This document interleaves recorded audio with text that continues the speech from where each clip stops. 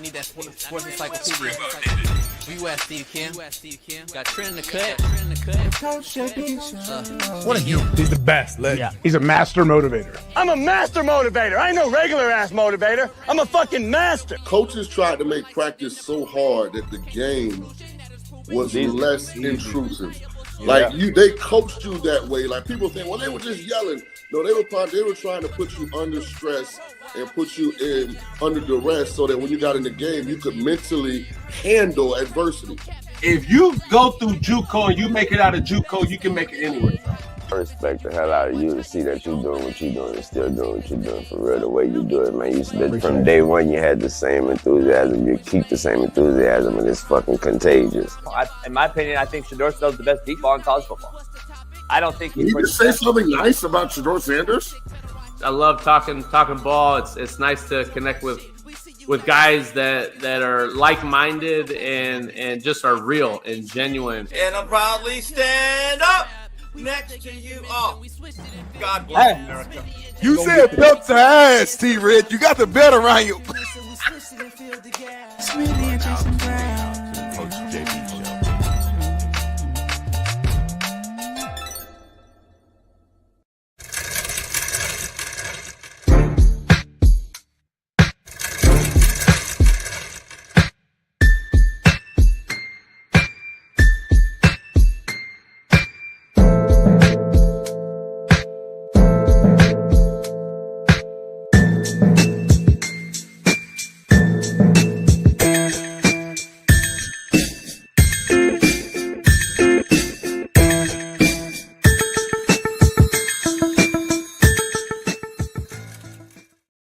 What up? We are in the building. It is Truth Telling Thursday right here on the realest show on planet Earth.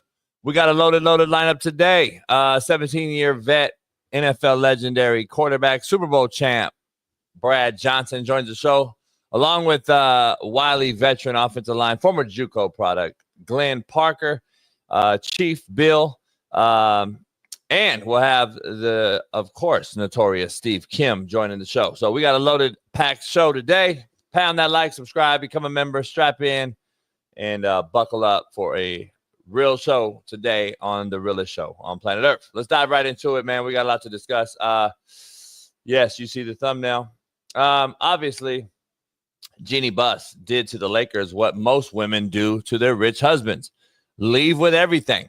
The house, cars, kids, money, and still has the audacity to bitch about everything as she leaves. This woman has butchered her father's legacy. This storied franchise has become absolute shit under her leadership. Her hires, her fires, and the fact that this just simply proves she has no real investment after her father passed away. The great legendary Dr. Jerry Buss. And she would be grinding. She doesn't want to grind or figure out how to win and make her father proud. She'd rather just walk out and leave and take the dollar, the bag, as y'all say. No way, shape, or form does this make Dr. Jerry Buss look good. And further proving a dollar sign trumps family legacy, tradition, and this Los Angeles fan base. What a shame, but what do I know? Let's dive right into it, man. Our main man, the Far East Sider, 317, Naptown legend. LeBron hairline having, Lamar Jackson loving, AR5 defending, and Caitlin Clark jocking. The newest and the greatest Indiana Pacers fan, Big Smitty. What's going on, y'all? What's going on, y'all, man? We live here, man. Thursday, and guess what, man? It's Juneteenth, man. Shout out to all my brothers and sisters, man. We celebrating today, man. Juneteenth, baby, celebrating the official day that the African Americans, my people, was free. On this date, June 19th, 1865, the Union Army made its way to Galveston, Texas, under the leadership of General Gordon Granger.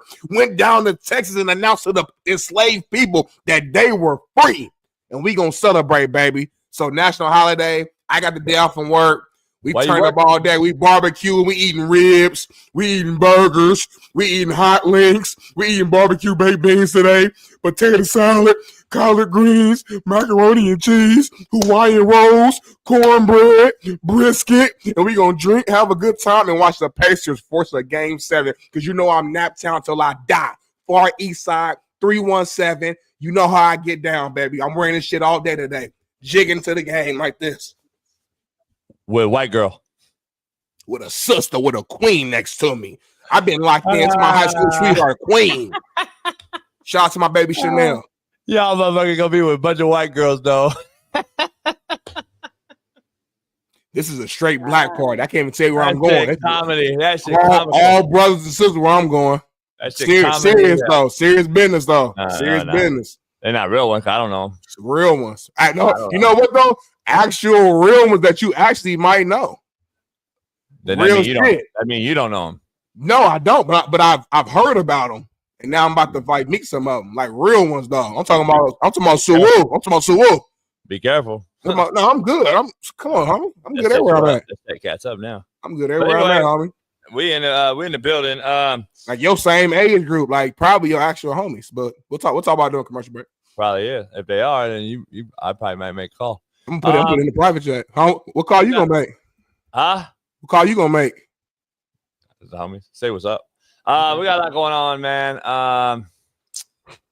We got a lot going on. Brad Johnson, 17-year Wally veteran, Super Bowl champion, will join the show. And then Glenn Parker, offensive lineman for the Chiefs and the Bills and shit. Played everywhere. Giants, I believe the Giants. Right here from SoCal himself, a JUCO legend. Glenn Parker will join us. And then Steve Kim, of course. So we got a loaded lineup, Steve, Smitty and yeah. I know your name, but I was thinking of Steve. But it don't matter. It's BPS. Because everything you introduced was BPS right out the gate. You didn't. It was high energy. It was shouting out you. It was Juneteenth. Talking about ribs, chicken. You went right to ribs. Like everything just turned BPS real quick. But you cook that every weekend though. So what does that make you? Yeah, but I don't. You got a holiday though. Ooh, got you stuck when I said that. I need a holiday then. You do got a holiday. It's called the 4th of July. Not the same. It is literally the same. It's the day that you get 4th of July too. Though. It's the day that you and your people were free. No, you get 4th of July too. Yeah, but like in the history of it, my people wasn't free. I need a separate one. My people wasn't free. I need a separate one. Nah, you don't. Yeah, we helped you get free, homie. We helped you get free, homie. Like 700,000 motherfuckers died for you, homie. Don't get twisted. When y'all was celebrating 4th of July back in the day, we was still in the motherfucking.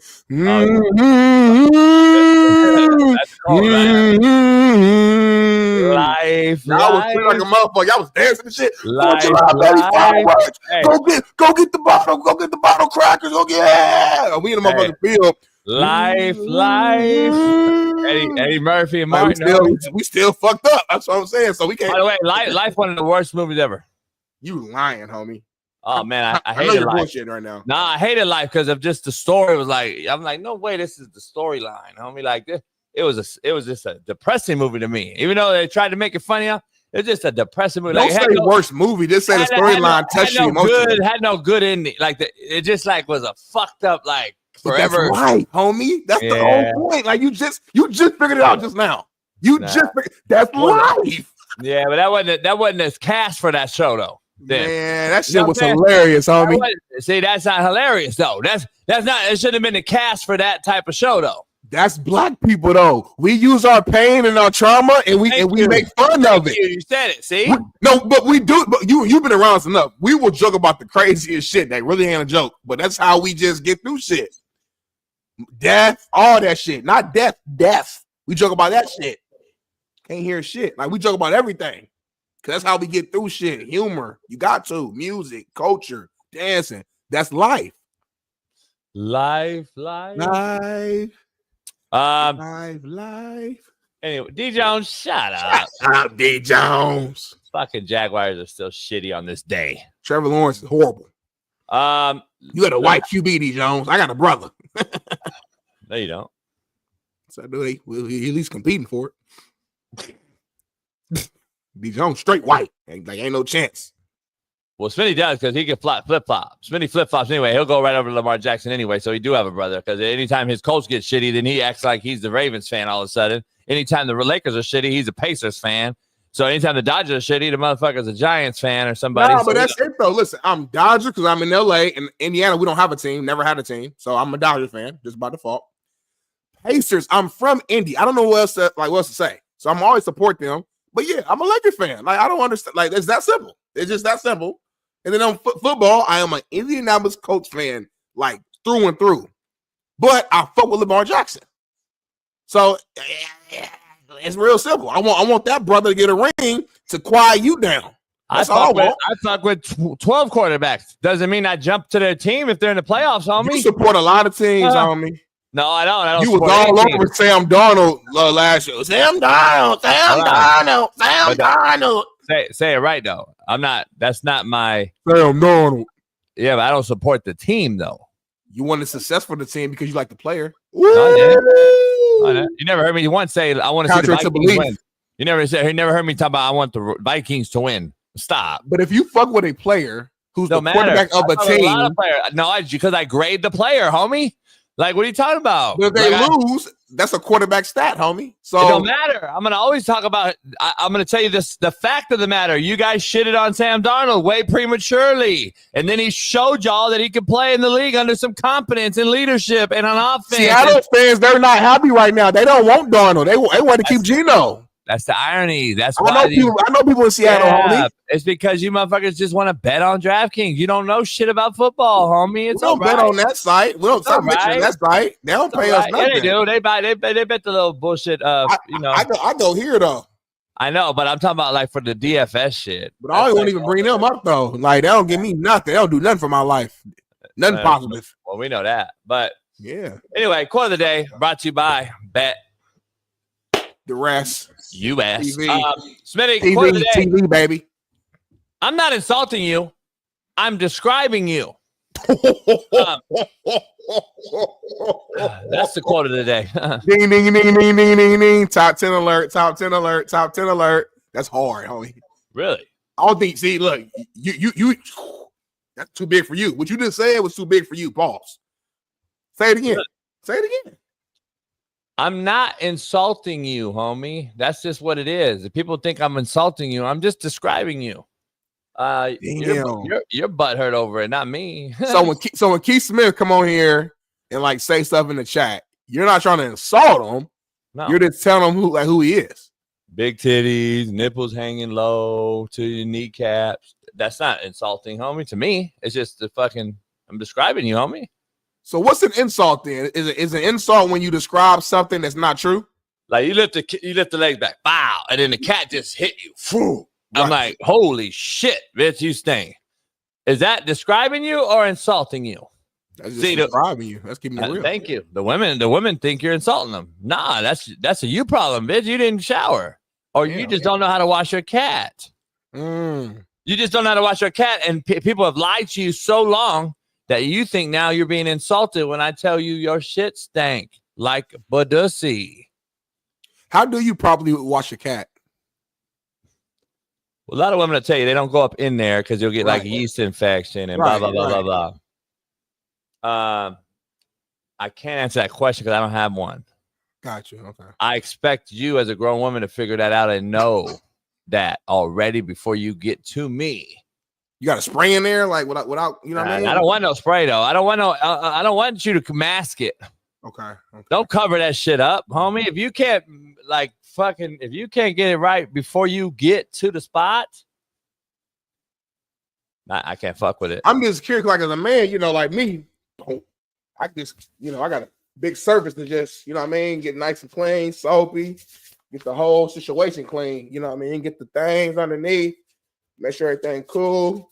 But as a woman, it's like an open. It's like a. You didn't wash your ass at all, right there. It's like this. So like you didn't wash your ass at all, right there, though. For a woman, it's like this. So I'm just curious, like, how can they? I noticed that you didn't wash your ass at all. Well, that wasn't a full shower. I was just showing you how you do the balls, and you always do the ass at the end, home. It's the last thing you wash. You don't want to wash your ass and your balls. So you only do it one time. That's how I know you stink. I wouldn't add like over and over 20 times during the shower. I just do all this different scenarios. You just do one time. You do your ass hella times at the end, though, homie. You just did what Don't you go did. ass to your face. Don't go ass to your face. You just did what you did, all this bullshit, and then you act like you showered, and then and then get out and dry off.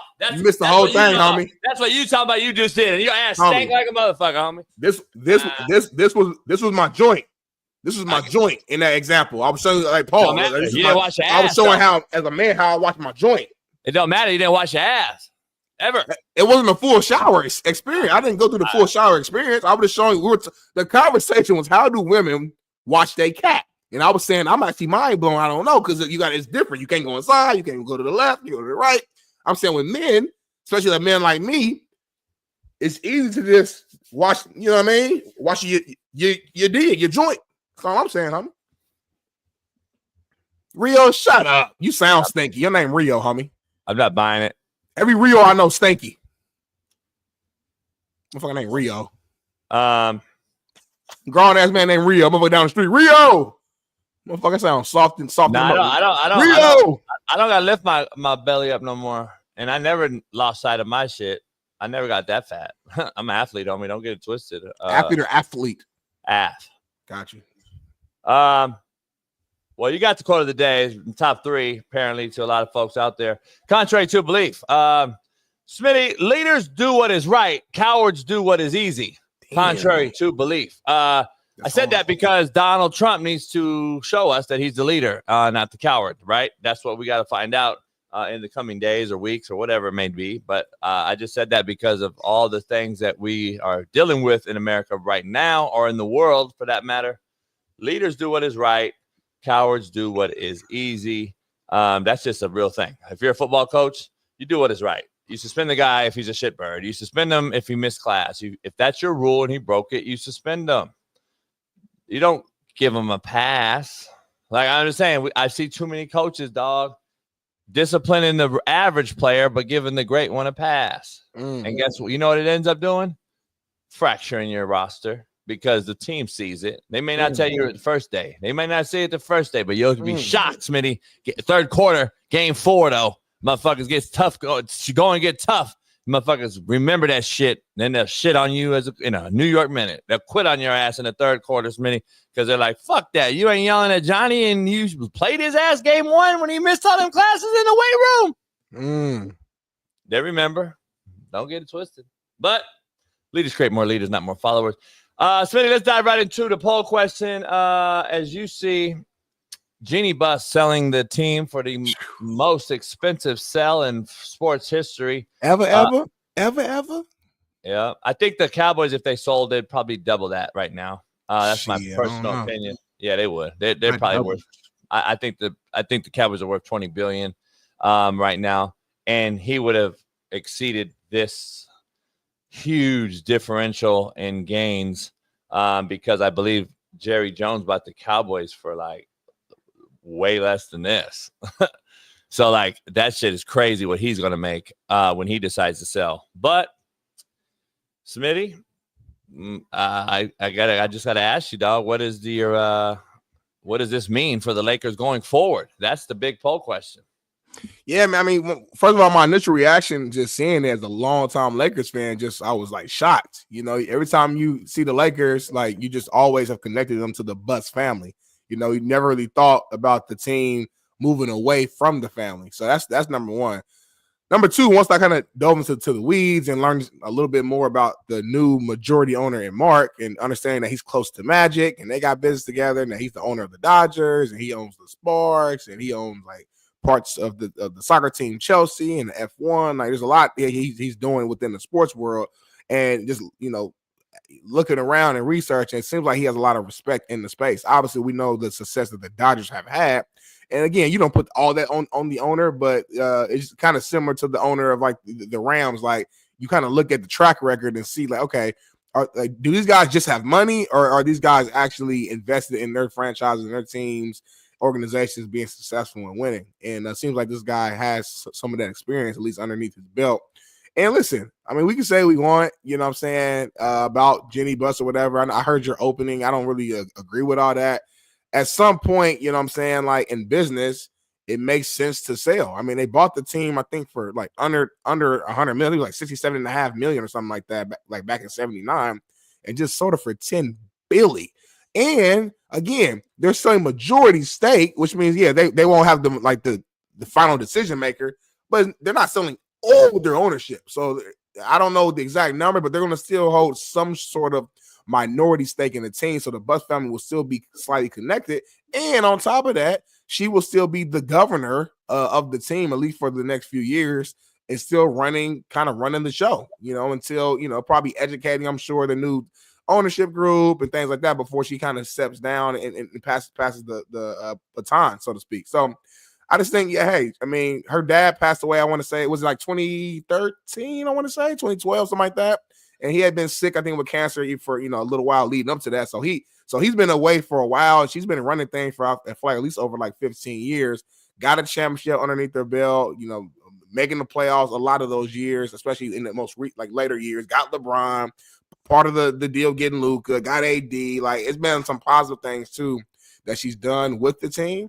And maybe she's at a point now where she's like, man, in order to reach this next step, we just need a new vision, a new thought, new idea. And maybe she's at a point now where she's just like, man, I just kind of want to move around a little bit. I've been underneath this. Like, Jenny's been since a little girl, been underneath her dad, locked in with this shit.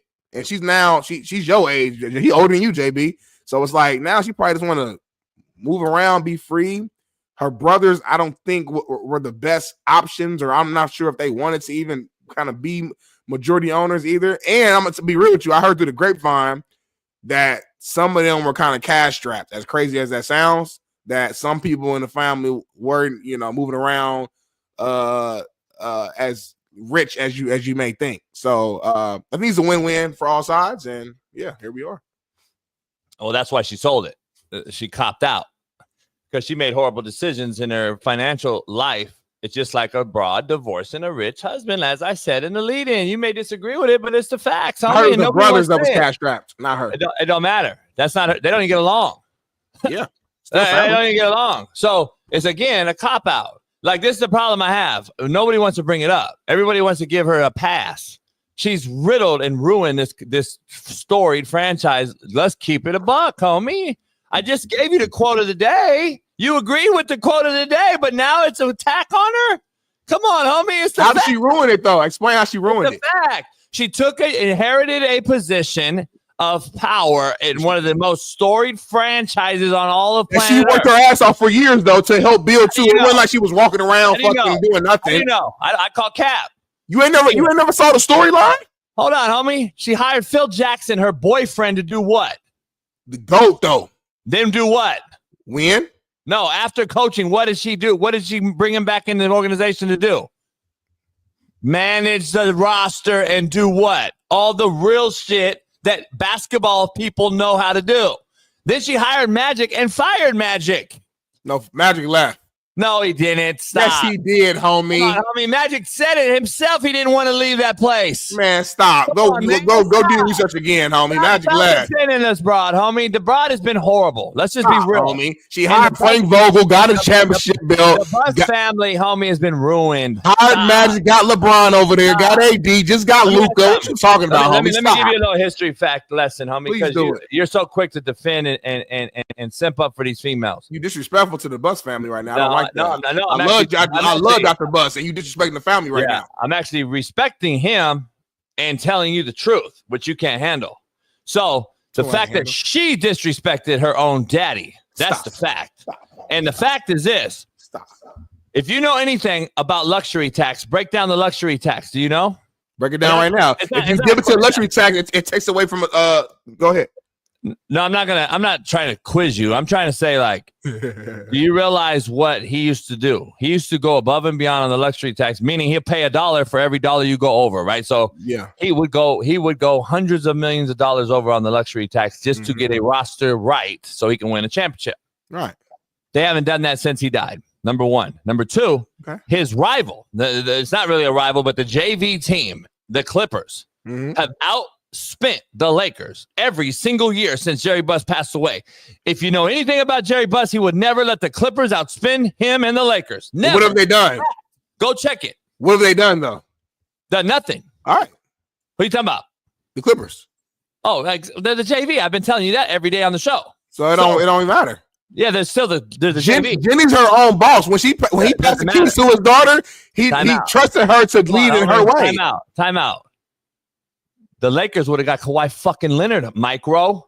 Are you not listening to what I'm telling you and picking up what I'm putting down, homie? They would have got Kawhi Leonard, homie. He would have missed half the games, homie. They would have got players that the Clippers didn't. That the Clippers got all this loaded roster. The Clippers got the best roster. Blah, blah, blah, blah, blah. The Lakers would have got some of those guys. And regardless if Kawhi didn't play or not, guess what? The Lakers are a little bit different. They're a little different franchise, but homie. Instead, they got Bron and they got AD and they won a ring. Smitty, they won in the fucking. Come on. You said it was hard. It was. But what I'm you telling you, it was harder than a regular ring, homie. I stand on it too. You act like I'm reneging or something. I hope you're not. I hope you're not. So the bottom line is, Smitty, though, that's the championship she has. Okay. Come on, homie. What has she done since? What did she do before? I mean, fuck. I mean, you can't win every year, homie. You're telling me that's a legacy. She's just did what her daddy wanted. Come on, homie. Stop. This has been a failure of an ownership. Man, stop. So you're telling me she has succeeded as the owner of the Los Angeles Lakers and extended her dad's olive branch. You're telling me she did something that still a lot of teams haven't done yet, other than the Wild. She won a championship and she brought superstars to the Lakers. One thing I do know about her daddy is he likes to sell tickets. He likes for the brand to be big. And she did that by bringing the biggest superstar in the NBA and one of the biggest superstars in the world to the franchise, and then just did it again with brought in another star. If you and I, if I was Paul Pierce and you was Michael Irvin and he asked that question, you couldn't answer that question with 20 questions, homie. You would have to answer my question directly. I didn't answer the question. I just answered it. Why don't you ever do that? Yes. I said yes. Yes what? Yes what? Yes what? What'd you say yes to? Well, I said no. What? I said yes. To what question? To your question of has she kept his legacy going or something like that? No, I said did she succeed as the owner of the Lakers? Yes. You're lying. You're a cat. And then I explain. So the thing is, you ask me a question, I give you the answer. You don't like the answer, so now I'm capping. I'm a liar, and I'm not real, and I'm not. I had to beg you to answer. No, but I did answer. I said yes. No, then I you went around it, and then you came back. This ain't no yes or no show. We have to have dialogue. It's 3 hours long. I tried to make it an hour and a half, but you didn't want to do that. So with that, you got to have dialogue. You say yes, you say no, and then you explain why after that. So that's what I was doing. I was giving you context and reasoning. Anybody come on the show and say yes, and sit back. I'm giving you reasons as to why I think she has been successful. Not only did she win the championship, she's keeping the brand and has grown the brand. You think the value of the Lakers didn't increase when LeBron stepped into the building? You out of your mind. You think it's not going to increase even more when Lucas steps into the building? You're out of your mind. So I'm saying she's doing part of what Dr. Jerry Buss, his legacy is not just winning. We understand that's a big piece, but he also was the person that brought in the Laker girls and had the Forum Club and brought the star. So like he cared about all of that too. There's still superstars every single game when the Lakers is in town on the front row. There's still the Laker girl who's still the. So my point is she's kept some of that, mixing her own thoughts as well because she's now the team lead, has won the championship, and now she's selling the franchise for the largest sport U.S. I don't know if it's the U.S. or the world. I got to look it up, but the largest team sale ever. $10 billion. The Celtics sold for like $6 billion. So it's a smart business move, homie. If this show grows and we get a valuation of motherfucking $10 million, JB, you can call me a sellout, but we're gonna talk about selling this thing, homie. We gotta talk about it. That's not the point of the thumbnail or the point of my lead-in, though. The point of the thumbnail is to hate on another woman, but we understand that. The lead-in is the fact that what I said in the lead-in, though, is what you should be talking about. Like, don't read around the bush and do all that other shit. She did what a rich female does with a rich husband.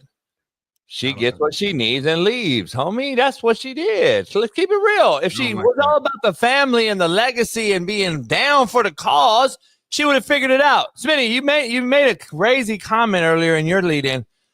You don't sell the Lakers for $10 billion and have control. Sorry, you're wrong. She's not gonna have control, homie. The dude that bought the team's gonna have full control. She's gonna be the governor, meaning dick shit. It don't mean nothing. She's not gonna have control over shit. You don't sell for $10 billion and then still run the team, homie, or you don't sell the team. So short term. Completely wrong with that. She's not gonna have any control, though. Let's be real. She's not gonna have control. No dumbass is going to buy a team for $10 billion and then say, "Oh, you know what? The lady that sold me the team's still going to run the team." Not going to happen. So why are they doing it then? Just for optics? No, he's going to run the team, homie. He's going to have somebody run the team for him. I'm saying it literally says, if you read it, that she will be retain being the governor. That's the new term for owner. So I'm just saying, are they just saying that for bullshit? I'm asking you serious. I'm not trying to be funny. I'm asking you your opinion. So can I give you $5 million and then tell you to still run all the shit? I'm gonna own it though. I'm gonna own Fox, but I need you to run it. Here's what I actually think. I think the first year, maybe 2 max, it's gonna be like a passing of the baton. Like, let her run a little bit because you're like, he's owning a new franchise where he knows nothing about. You know what I'm saying? Like, he's a businessman. This ain't a sports guy. It's a business guy. Exactly my point, which is why he knows Jenny's been around the team since the inception of it. So he's like, all right, let me sit back a little bit. Let me learn, figure out the basketball part of it to a degree before you walk away. That's all I'm saying, homie. He's gonna put people around him just like. And he's close with Magic too. He's close with Magic. So like this is like a family thing. This is like a friendly. Just like he did with the Dodgers, just like he did with the teams he buys. He's just a businessman. He's not gonna spend $10 billion and not have a fucking last say. He's got the last say and the first say. I'm not arguing. I'm just saying that it's saying that she's the governor, Jason. I'm sorry. I don't know. And that's what it does. It brought Magic back in, who was forced out. Let's just keep it real. Go do his research. Magic was forced out of this thing because him and old boy didn't get along, and they didn't go eye to eye when it was like certain people like Caruso and other guys. No, he left. Yeah, he didn't get fired, homie. Yeah, he was forced. I was just with Magic a couple months ago, homie. Remember, he was forced out after the damn COVID thing, homie. Keep it real. You don't even know Magic. Stop. I don't want to know him. Anyway, that's a legend. That's all time. I've been around him way more than you. That's top 5. Don't. Come on now. I've been around him way more than you. But come on, that's top 5 all time. Don't do that. But that still don't mean I know him. All right, that's cool. I don't want to know him. I want fathers to raise their kids like. Hold on. All right, homie. But anyway, we got a lot to discuss. We can always find something about everybody. I can find something about you. You can find something about me. I can find something about Bailey. I can find something about, and ain't no person perfect on this earth, homie. No, I haven't seen a physical. I haven't seen Jesus come back yet. He coming back, but not yet. So that's the difference, though. Yep. My shit's out there. You don't have to go dig deep. Nah, I learned some more shit about you, homie, that went out there. I learned some more shit about you that went out there. Everybody to see. My shit's for everybody. I be in the streets though. I be in the streets, so I be hearing like real shit. Everybody can see what I got, homie. Not everything, homie. So everybody got a closet, homie. I move around. Like, oh, ain't you JB, homeboy? Tell me why. Woo. So I be keeping shit inside because you my guy. I ain't gonna do that. So you my guy. I'm a real one. Tell me what. Tell the story. No, I'm not. I'm too real. I'm too real to do that. No. That's the shit that people don't like. See, you don't mention something and then don't say it. That's like this guy right here. Eddie Vargas. JB thinks he has homies in the hood. Your gay homeboy, Chicana Ruben, doesn't count. He doesn't even speak Spanish. First of all, I don't know any essays in the hood that speak Spanish. They all American legal immigrant. So you must be illegal, Eddie. You fucking bitch. Because anyone that I know, killers, don't speak Spanish. You dumb fuck. So you must be a bitch made cat who don't understand how this thing really moves, number one. But number two, Smitty, back to your topic. I'm fucking with you, Jason. No, I know. The Cowboys are going to trump the Lakers in revenue. I'm just telling you right now. In differential from when they purchase the team to when they sell the team. Yeah. I'm just telling you right now. That's fine, but I'm saying right now, Lakers are number one. So 2 things would be true. Yeah. To sell. Every year is going to go up, inflation. I mean, not necessarily because the Celtics sold earlier this year is only $6.some billion, but the Lakers is just the Lakers, homie. Jenny Buss has helped that market grow and that team grow. And that's my point. And the Celtics have one more championship. Right. So my point is that Jenny Buss helped continue the legacy the right way and grow the brand. If you don't think the Cowboys are going to trump that, I think you're wrong. I mean, that's fine. You might be right, but that's NFL. I think they'll double it. And I think, to be honest, that Jeannie could have got more. Let's be present, homie. I think Jeannie could have got more. Let's be present. Let's stay in the moment. I think Jeannie saw dollar signs and was like, oh shit, just like a wife does. Man, this ain't no woman thing, homie. And if you saw 10 bill, if you bought something for motherfucking 60 million and it's worth 10 billion right now, you got to think about it. Especially when your valuation, the latest valuation was like 7 million. So they went above and beyond what the valuation was. 7 billion. $7 billion, excuse me. Yes, sir. And they went above and beyond what the valuation was. So that's all I'm saying, homie. It's good business. I'm sorry. Here's the thing, though. Like, I'm not going to say I'm a financial guru, but I do know this. You're on prime time real estate in LA. Prime real estate. So you have to forward think that. That's why they got at least an easy extra $3 billion, because they know inflation and property taxes and everything else is going to continue to rise. They know that they own prime real estate in Los Angeles. So there's the $3 billion right there. And I think she could have got more for what's coming down the pipe, especially with all the TV contract money and everything else that LA brings, especially with Spectrum not shutting us out of seeing the damn Lakers. There's a huge part of that no one wants to discuss, that Spectrum's killing. If they would have opened this thing up, I bet you they'd get an extra $3 billion. But they don't want to discuss that. I'm not a financial guy. I don't know shit. Let's dive into the next topic, Smitty. Me and you broke, so we don't know. So we got a loaded show today, Brad Johnson. Let's get straight to it then. I don't want to stay on one topic forever, man. So the next topic, as I go into the rundown here, I'm gonna highlight it right here, make sure we're on the same page, is that Cleveland Browns rookie QB Shedeur Sanders was cited by police yesterday morning for driving 101 and getting a ticket. He was stopped at 12:24 says a.m.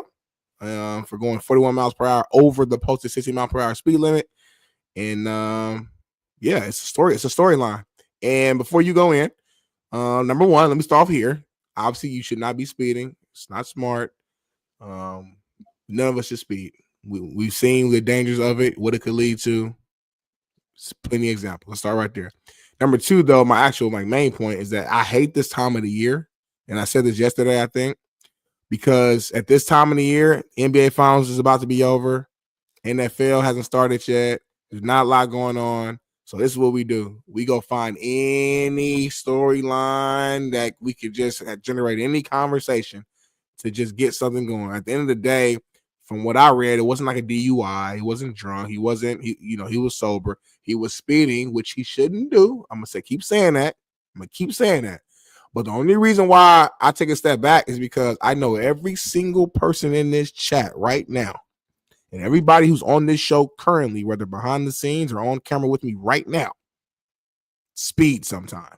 I know for a fact. I've actually been in cars with people who are connected to this show who have sped very fast in their nice-ass truck. So I say that to say this, y'all. He has to learn from it, has to be smart, has to know who he is and position that he's in. You can't do that. But at the same time, man, let's not make a huge deal over this when we all have done it, whether you got caught or not. I rest my case and I'm done talking. Extremely irresponsible take. Actually super soft, and it sounds like you defend all things. You're ignorant as shit with that take. Very ignorant take. Trying to throw it on me. You haven't seen me go 100 fucking miles an hour in 60 zone, homie. So why are you lying? You ain't been with me with going 101 miles an hour in a 60 mile an hour zone, homie. Stop. I've been going 70 and 40. And for you to sit up here and talk about he wasn't drinking, it's a horrible part of the year, we gotta go dig it up. We don't gotta fucking dig it up, homie. Why we gotta dig it up, homie? This shit is coming to your lap. Why are you defending this dumb shit, homie? Wait. If this motherfucker would have hit your sister or a kid or brother, you'd be on this motherfucker irate today. You'd be irate today. The defense that you have for this family, homie, blows my fucking mind. You just can't be honest. You can't say that this motherfucker shouldn't be driving a car that he don't know how to drive, like JB's been saying about these youngsters for 2 years. You can't say the truth. You rather defend it. And it sounds ignorant, and it's really sad. That take was so irresponsible for all the folks out here we see every day at Georgia and Louisiana, LSU, killing motherfuckers, driving out of their mind. And you're thinking it's cool now because what? He's in the league? Oh, he's Deion's son? What are you giving a pass on me? Because I would argue the other way. I'd be like, hey, dog, why are you even driving? Number one, why are you not doing this? Like, what are you doing right now at this time? Why don't you got a cat driving you? You probably leaving the office, right? You probably leaving watching film, right? Like you trying to get that starting spot, right? Like, it's crazy, the defense. But that was an irresponsible take for you because you did mention he wasn't drinking. That's fine. I never said he was, but I didn't look this up. I didn't have to find this story. It was on our lap last night. I didn't say you did. I'm saying the media, homie. It's not just you. I'm saying the fact that this is even a storyline. Nothing happened. He got a ticket and moved on. I'm saying this time of the year, I've been working in the space for almost a decade. This is what happens during this time. We pull up whatever we can pull up just to have something to talk about because there's not a lot to talk about. I'm not talking about you. When I say we, I mean the bigger, larger media.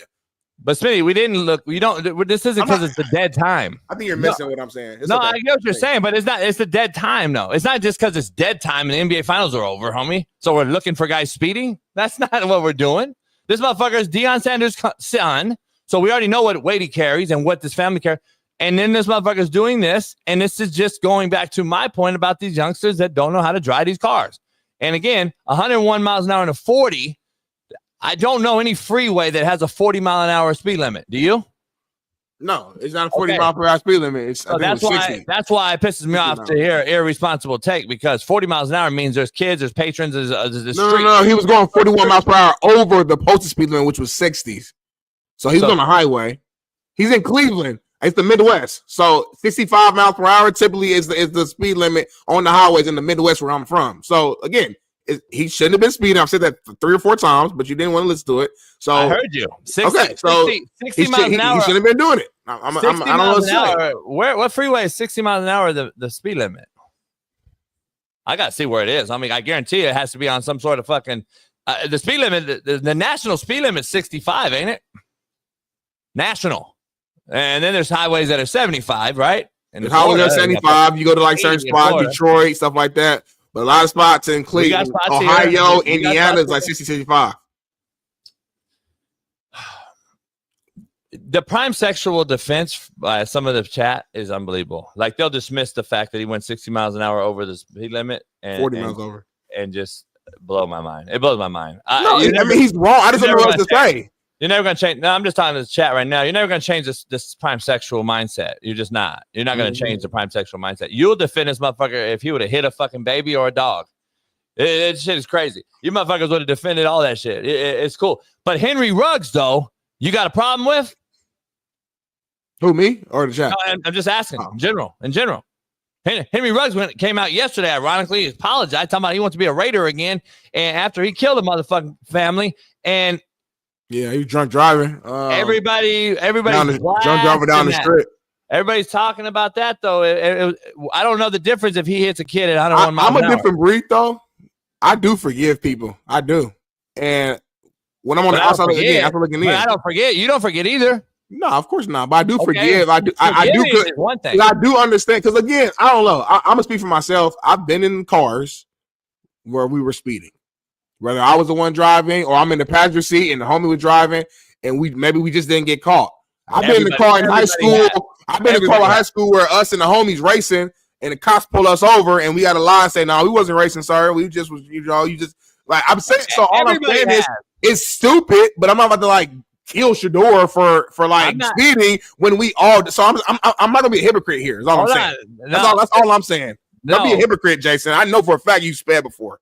That's all I'm saying. So don't act like this motherfucker's so stupid. He's dumb as fuck. That's why he won't start. Like let's relax a little bit. I didn't say that though. You know that's the point of my thing. You dismiss everything that he did to like come in here with an irresponsible take about it's not a big deal. He wasn't drinking. That was your first to go to. It don't matter if you drink or not. Like we know I speed. I'm not 24 years old, homie, that don't have no experience behind a big-time car with a big-time engine. I don't mean you can speed, homie. Don't do that. It don't matter, but I don't come out here asking for forgiveness either. He didn't either. Whatever happens, homie. It's my responsibility, and I'm accountable for my actions, though. He is, too. He didn't ask for forgiveness. But why don't I get a fucking pass on oh, you know what? He wasn't drinking. He was going 101. It's okay. I'm not going to vilify him. I'm just going to sit here and chill. Like, come on, homie. We got to keep it real. Nobody looked for JB speeding. If I were caught speeding, it's on TMZ. It's going to be on your front lap. The same with Shedeur Sanders. Nobody looked up this motherfucking story, homie. Stop. That's the irresponsible defense of this guy that blows my mind. That's all I'm saying. I'm just saying, back in like 2000, this shit wouldn't have been out. It would have got under the rug. Motherfucker would have gave the cop $200 and would have moved on. But in today's social media world, any little story we can get, I don't know about that. We just get it, homie. I don't know about $200 to nobody. I know real shit that's happened in the football world back in the days that got swept under the rug for money, and we never heard about it unless you was really behind the scenes and it was connected to certain stuff. I'm not gonna talk about it, but I'm saying it's real shit that's happened that's been thrown under the rug. So I'm just saying that, like, I personally don't like this time of the year because to me this is like not a huge story. He shouldn't be speeding. Like, of course, I don't know what else to say. Shouldn't be speeding. That's it. We didn't make the topic though. Not us though. You're missing the whole point. I'm just saying the larger media. Whoever put this shit out, the larger media. They do this every summer. There's gonna be some other shit that's happening this summer. I'm sure it's gonna be like so and so said something crazy at his LGBTQ camp or something. Or it's gonna be something random where it's gonna blow up on social media just because there's nothing to talk about. That's all I'm saying. He got a ticket, didn't hurt nobody, didn't go to jail. Learn from it, move on. But are you describing them, or are you describing them or insulting them? That's all I'm asking. Like, we didn't find them. We didn't find this shit. We didn't find it. It's on everybody's story. It's gonna be on McAfee today. It's gonna be on everybody's show today. So, like, yeah, I hear you. I'm just describing what happened, homie. I ain't insulting them. I hear what you're saying, homie. Next. Don't get mad, homie. You don't hear me. I mean, I hear you. Nah, you don't listen. WNBA, man, they are fining. I gotta give you guys an update, man. WNBA are fining, man, throwing out fines for this situation that happened with the Fever game the other day, man. Fever Sophie Cunningham fined after standing up for her teammate, her leader, Caitlin Clark, by yanking a Sun player down to the ground. I think she fouled Clark. Sun player JC Sheldon had previously hit Clark in the eye before Clark was knocked down to the ground. And then you guys saw later on during the game, Sheldon lowered her shoulder into Cunningham when she was driving towards the basket, prompting Cunningham to kind of yank her down. And it caused a whole little commotion situation. So how much was the fine? It's unclear right now how much she was fined. We're trying to figure out the exact numbers. But there has been a fine here. Shout out to Sophie Cunningham, man. She's our tough girl on the team. She's our Charles Oakley. She's the one that, like, she's not taking no bullshit with any of her teammates, especially Caitlin Clark. I know why too. I know why too. Why is that? Say it right now and keep it real. She played football. Really? Like flag football? Nope. High school. Oh, really? Like, seriously, or are you playing around right now? Dead ass. Oh, okay. That makes sense. She was a kicker. Sophie Cunningham. Yes. Oh, fact. okay. I sent Bailey a video on Instagram. I think she was a kicker, homie. Got you. That's hard. She and then she like fucked the prom queen right after, because that's what winners do. Losers jack off, winners fuck the prom queen. She got to fuck the prom queen right after, and she took a video of like with the prom guy. You know, the prom king was her man, I guess. Yeah, she was a kicker, homie. So she got a little nuts and guts to her. You a fan? I heard the fine was like $45. Oh, really? I mean, that's all they can afford, so I would assume. I don't know. So I mean, they can't fine her $100,000 like NBA. I mean, she'd be owing for 2 years. So I don't know what the fine's going to be, but it ain't going to be more than $100. In all seriousness, though, if you make $80,000 from May till August, they have a very short season, and you make $80,000. That's not how they pay, though. You know, $70,000. That's pretty good money, homie. No, it's not. You don't know. Come on, homie. You know professional athletes. Sheldon Day don't get paid for 4 months, homie. He gets the 12 months, homie. Stop. No, he don't. No, he opted for the 4 months. I don't know how to shoot. I know they do not. Ask the him, players homie. I know. Hit up your boy from the Jets right now, for real. I think you missed. Oh no, he gets 12. Every Tuesday, homie. Every Tuesday. First round picks get 12 months. Oh, first round pick. Okay. No. All NFL players have the option, homie. That's my guy right now. Come on. That's E-Dub, homie. You can either opt for the 12 months or you can get your, during your season. Most cats get the 12 months because they don't want to cluck all their money off. Oh, you're saying like you can divvy it up to smaller checks to help you organize your money. Or if you're good with your money, you get the bigger checks. Yeah. You get 12 months. You get your 12 months like a normal. You get your 12 months. I don't think Sheldon do. I think Sheldon more responsible for his money. He don't be out here spurging and shit. He get a bigger. Yeah, you get a bigger chunks and divvy it out that way. A guy like Jermaine who's getting first round dollars, it doesn't matter. He makes so much. I'm taking 12 months all day, and you're gonna get killed in taxes, homie, if you get a 4 month check and make $20 million. Do you know I mean, there's not enough write-offs in this world. In 4 months, you making 20 mil. What you gonna do with that? How you gonna do that? Like, hell nah. You ain't getting a check every 1st and 15th for no 600,000-700,000, homie, and expect to fucking figure that taxes out. You got the best tax man. You got the best tax man in the world. You gotta string it out for 12 months, homie. Like, it probably depends how much you can making. Yeah, I don't think many people get to just the 4 months because then what are you doing? Like back in the day, Smitty, real shit. That's why Darrell Henley was slinging dope out here in L.A. Like, that's why he went bribe the judge. Like, let's be real. I got close personal friends with Darrell Henley. I'm just telling you, he was a real one. That motherfucker didn't make enough. Because a lot of cats at that time, remember Eric Dickerson. Different era, yeah. You do remember Eric Dickerson never made $1 million in a season, ever. Crazy. That's crazy, right? I mean, but in basketball, Magic Johnson got that 20-year, $20 million deal. We thought it was fucking life-changing. $1 million a year. It's just different time. Yeah. But it's inflation helps. It's equivalent. Yeah, for sure. But what I'm saying is, like, the 12 months would have mattered because now I know, okay, at least I know I got to check everybody 4 months, and then I'm over here like, oh, shit, I'm slinging dope for 6 months. I got to go coach high school. I'm saying real shit. A lot of cats had to go coach and do all this crazy shit in the offseason, and it was like, don't you play for the Rams? Ain't you the starting corner, homie? You out here on Fig? Give me an 8-ball. Give me an 8-ball. Still dope. Hey, Daryl, let me get this 8-ball, homie. And then how is it guarding Jerry Rice? JB, your starting quarterback of the is here was seen on the corner of Fig selling cocaine.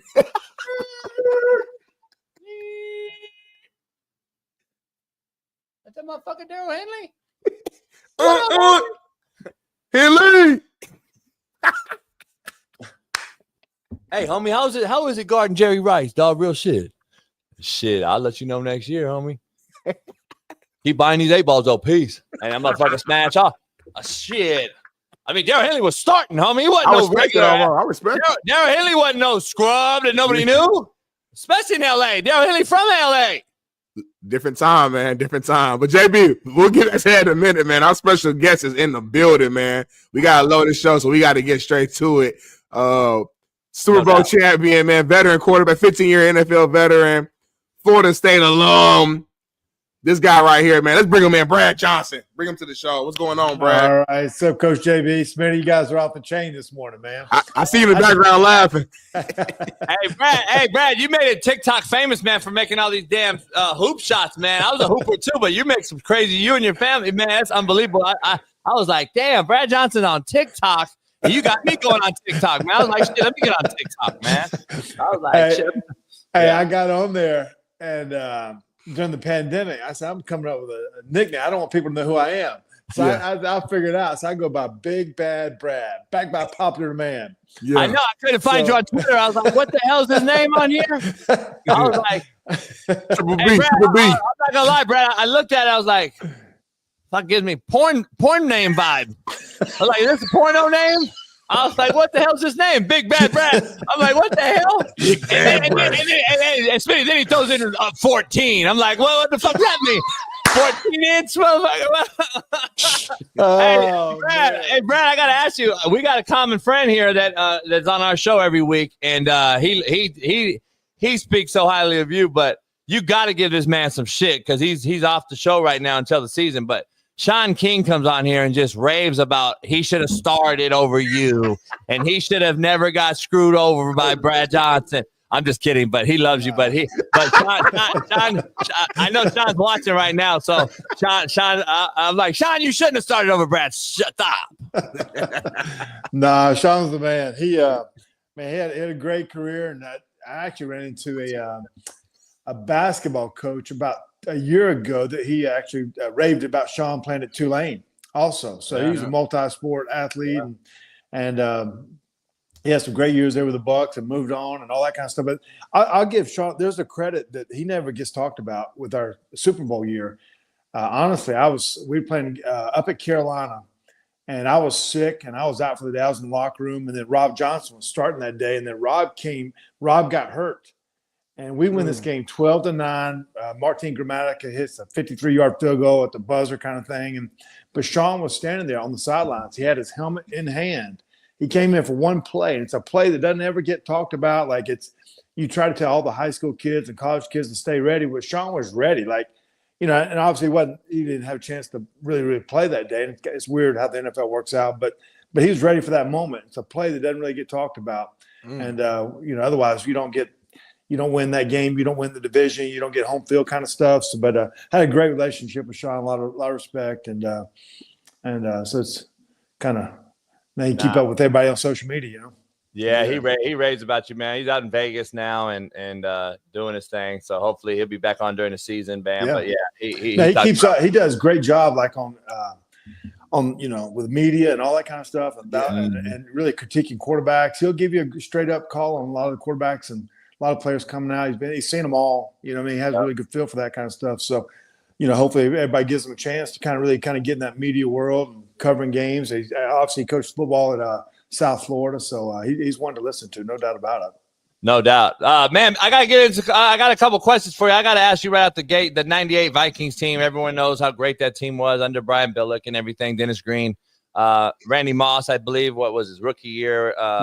Yeah, Chris Carter and who was it? Jake Reed, Robert Smith. I mean, damn. Yeah, I was just thinking about it. You started the season and then you sprained your ankle, I believe, or get hurt. What was it, ankle or knee or something? Actually, I started the game. We beat Tampa the first game, threw 4 touchdowns. Next week, started against St. Louis, beat them, and I broke my ankle. And then Randall Cunningham was there, and he came in, got hot. And then about game 9, I got healthy again, and Randall went down in the first series of game against the Saints. So I played the whole game, and in the fourth quarter, I break my thumb. Damn. And so after the game, I don't know if you remember the movie Rocky Balboa, and him and Creed are in the hospital. Yeah. You know what I mean? Yeah. Well, that was me and Randall. So I'm getting a CAT scan on my thumb, and he's getting an MRI on his knee. And then they say I had a broken thumb, and he did like a procedure on his knee, and he kept playing. And then he had an incredible year that year. I think he threw 30. I think he threw 34 touchdowns that year. I think 34 or 41. I can't remember. Maybe threw 41 total. And so I only played like 3 games that whole year, but Randall was the MVP. That team was on. I think we had 11 guys make it the Pro Bowl, and 15-1. Then we won the Arizona playoff game, lose to Atlanta, but something that doesn't get talked about. We actually won we won all 4 preseason games too. And it was an incredible year. I had the all-time points record set, and you know, we drafted Randy. I remember the very first day he got there, like he can't outthrow this guy. So Brian Billick had us drop back and see if we could just 5-step drop and how far could we throw it, and couldn't outthrow him. I mean, he could just go get it. Randy told me, he said, "Listen, I'm never running full speed. I'm always setting them up, and unless it's Dale Carter, Darrell Green, or Deion Sanders." Otherwise, just throw it as far as you can, and I will go get it. And that's what he did. And he brought a mentality that was just like no other. I remember in our we were doing our scouting report on Wednesday. We're playing against Dallas Cowboys, actually. And so the running back coach, he gets up, talks about the linebackers, and the offensive line coach talks about the defensive line. Then Axe Hubbard was our receivers coach, talking about their secondary. And Randy says, "Sit your ass down. Doesn't matter what covers they play, doesn't matter who they have out there. I'm going to run right by them." And that was the truth. So a lot of times you couldn't even watch film on other teams because the way Randy, he just expanded the whole game. And other teams, Green Bay and Detroit, they started drafting different just because of, you know, what Randy did on the field. And obviously with Chris Carter and Robert Smith and Jake Reed, it was a pretty special group. Not to bring up bad memories, but how demoralizing was that game, that Falcons game, at 15-1? And I know a lot of I'm good friends with Shaun Salisbury. I do a show with Shaun after this, and he was a Viking also, and he talks about it too. And just watching it after he was gone, but he was like, "Man, just a demoralizing loss after that great season." Is this still something you think about, or is it just it is what it is? That's the NFL. Yeah, no, Shaun had a big impact on my career. We were together for like 6 years, I think, in Minnesota, so I had a big impact on my career. But no, you don't get to have 15-1 seasons. And in the NFC Championship game, Atlanta Falcons were 14-2 that year. Also, now they were legit too now. So we were 13-point favorites going into the game. We had a critical fumble right at the end of the half. We probably should have taken a knee, to be honest with you, going the half, get booed out of your own stadium with a 10-point lead, but we ended up giving like a field goal up right at the end of the half. And then, everyone talks about the kick at the end of the game, which would have gone up by 10 with about 2 minutes to go, but it didn't happen. And that was the first kick that Gary Anderson missed all season. I didn't see him miss in practice. Best kicker I was ever with. I actually think he tried to slice it in there, to be honest with you, because the guy on the right missed his block, and I think he tried to cut it in there. I don't know, but it was just, then they went down and actually scored. Like, we had 2 or 3 interceptions to intercept Chris Chandler at the time, and then he made a great drive. Then they have Morton Anderson kicks the game-winning field goal in overtime. It's tough. It was one of the hardest locker rooms I've ever been a part of. Like, you're just sitting there like it's in front of you, a chance to go to the Super Bowl. You got to win it when you get there, though. That's the truth. You're going to have to play the Denver Broncos. You got to win it, so you can't just say you're going to win it. Right. But that opportunity, and but it was just we had a lot of, and then when it's over, your team gets broken up. Brian Billick went to be a head coach at the Ravens. Then you can't. It's just hard to duplicate what took place that year. All-time points scored record at that time.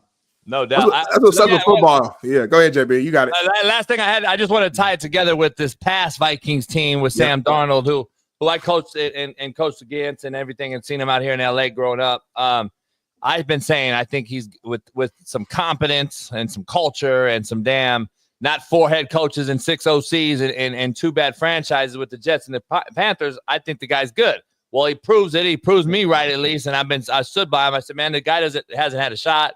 Now he's with a competent head coach and OC in a structured environment, great wideouts, blah, blah, blah. He goes. And the Vikings do a great job. Now, do you see what I see, or are you looking at this like, all right, now he's going to go to Seattle and everyone's going to bash him again because Seattle's not going to be as good as Minnesota? And do you look at that Vikings team last year in a great NFC North and compare it to that 15-1 year of yours? Well, yeah, 14-2, 15-1 are very similar. The difference was the game got changed that year with Randy Moss. Like, it was nothing. I mean, he was scoring 43 points a game. And the rules have changed now. But the 15-2, whatever they had last year was elite. But I quibble a little bit to Baker Mayfield. He got with an organization that's sound from up top. They're drafting players, they're keeping players. They got a support system around him. Like, you really have to be patient with quarterbacks. There's not enough patience with quarterbacks these days. And Sam Darnold was chosen first or second pick of the draft for a reason. Very talented guy, just needed patience. He actually got to. I think he's 4-2 with Carolina when he left the Jets, and then he had a great he got to take a pause with the 49ers. You know what I mean? Like, learn system football, learn what team chemistry is all about. You've seen the success they've had. And then he got to be a part of a special head coach, a play caller, Kevin O'Connell, and just great players around him. So it was an elite year for him. Now he has a chance to back it up again in Seattle, so it'll be fun to watch him. But I just don't think there's enough patience with quarterbacks these days, and I do think they're thrown in the fire too fast. I remember the thing of, in college we used to be redshirted, right, and you were kind of scared of the seniors. You know what I mean? They put your nose into the dirt. And now same way going to the pros. Like, you know what? I'll work my way into it. When you see the Super Bowl winners, like, honestly, quarterbacks like, Aaron Rodgers sat for 3 years, Kurt Warner sat, Tom Brady sat, Eli Manning sat, Joe Flacco was out for a little bit, Mahomes, he was out for 15 games. Steve McNair, Michael Vick, they sat for a year or so. Like, they were groomed into this right way of doing it. And I just think sometimes we put it all, who's making the decision? Is it the coaches, the owners, or the fans? And I think play the kid when he's right. And also the age thing's a big difference too. Jaden Daniels last year, he's 24, 25. Bo Nix, he's 24, 25. He's not in his second, third year out of college. So maturity matters. But I'm pulling for Sam Darnold, though. No doubt. I love it. Well, moving on to your Super Bowl team, with the Bucks. I guess talk about how dominant that team was. I know that you guys were known heavily on the defensive side, but you guys also made a lot of big time plays offensively when needed to make sure that that you could be that. You're not that great if you're not putting up points either. You know what I'm saying? So just talk about just how dominant that team was in that Super Bowl year and that run.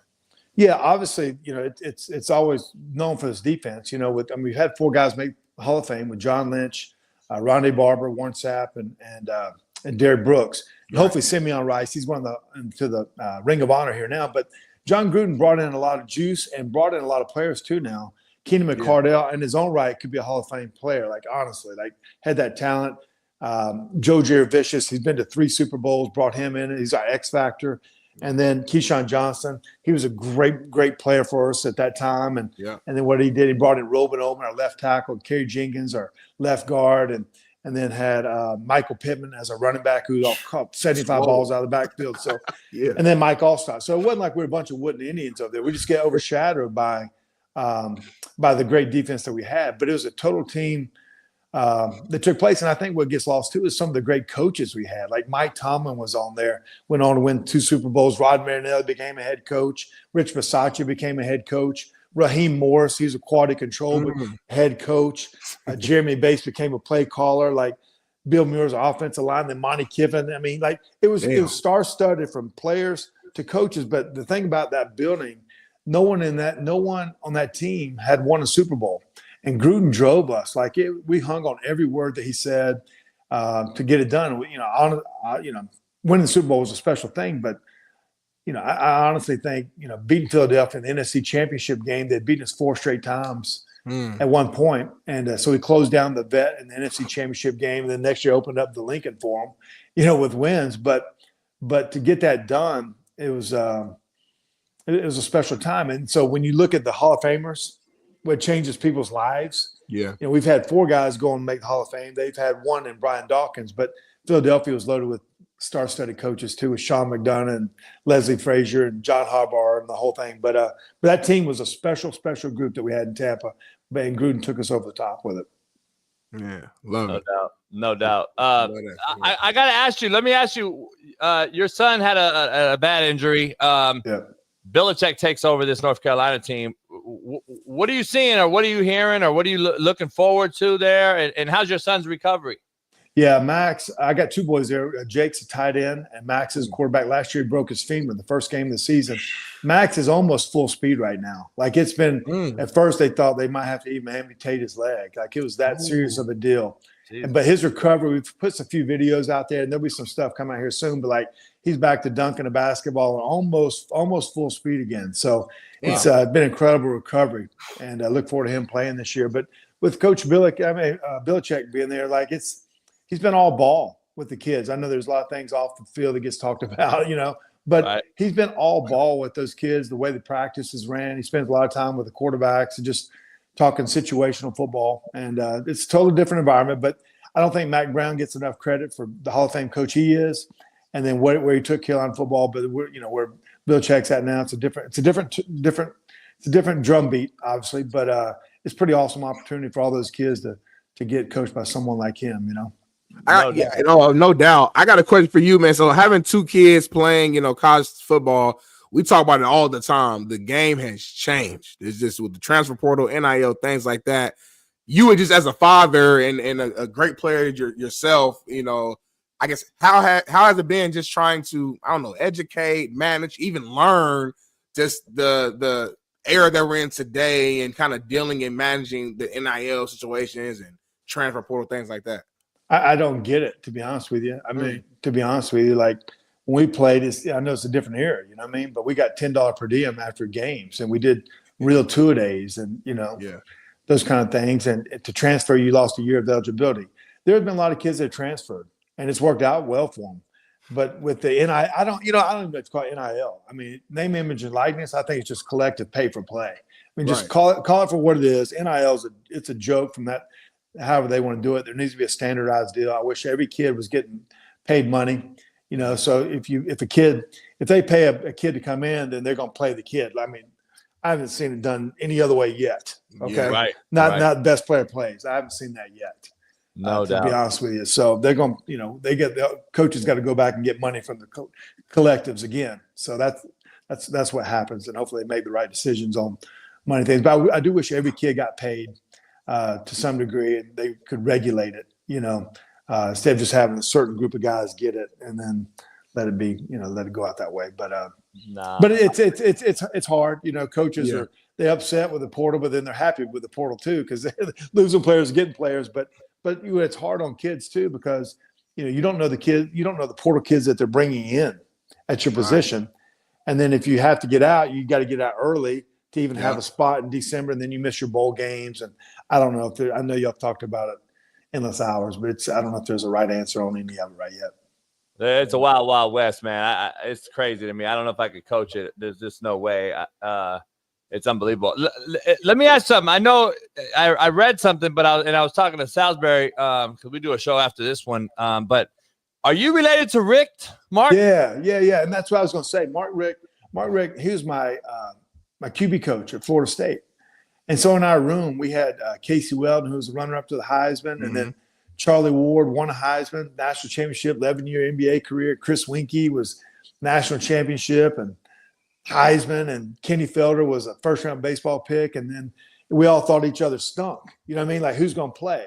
But Mark, he made an impact on us, and he's my brother-in-law. He became the head coach at Georgia and Miami, just made College Hall of Fame. But, like, there was relationship base. You know, now with the portal and things like that, I don't know how much relationship, the impact. And that was a big part of Bobby Bowden at Florida State.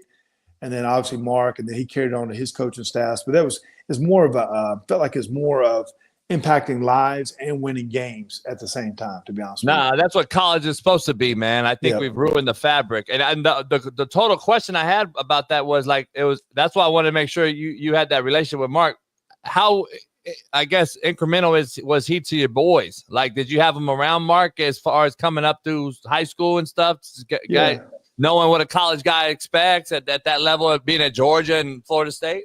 Yeah, it was interesting. Like, so for them, they just call him Uncle Mark. Right. and he coached, the head football coach at Georgia. Like, we're sitting there in the stands, we're running around, there's little kids running around, eating popcorn in the boxes, running around the field after games. Like, he was just known as Uncle Mark, not really the head coach. He's out there playing cornhole with our kids and 4th of July parties. And that's kind of the way they see him. And then actually it was kind of weird that then Mark went to Miami and then he was recruiting them. You know what I mean? So it's just wow. But there's just great respect, and the weird thing about it, Mark actually benched me at Florida State and then hooks me up with his sister. So oh man!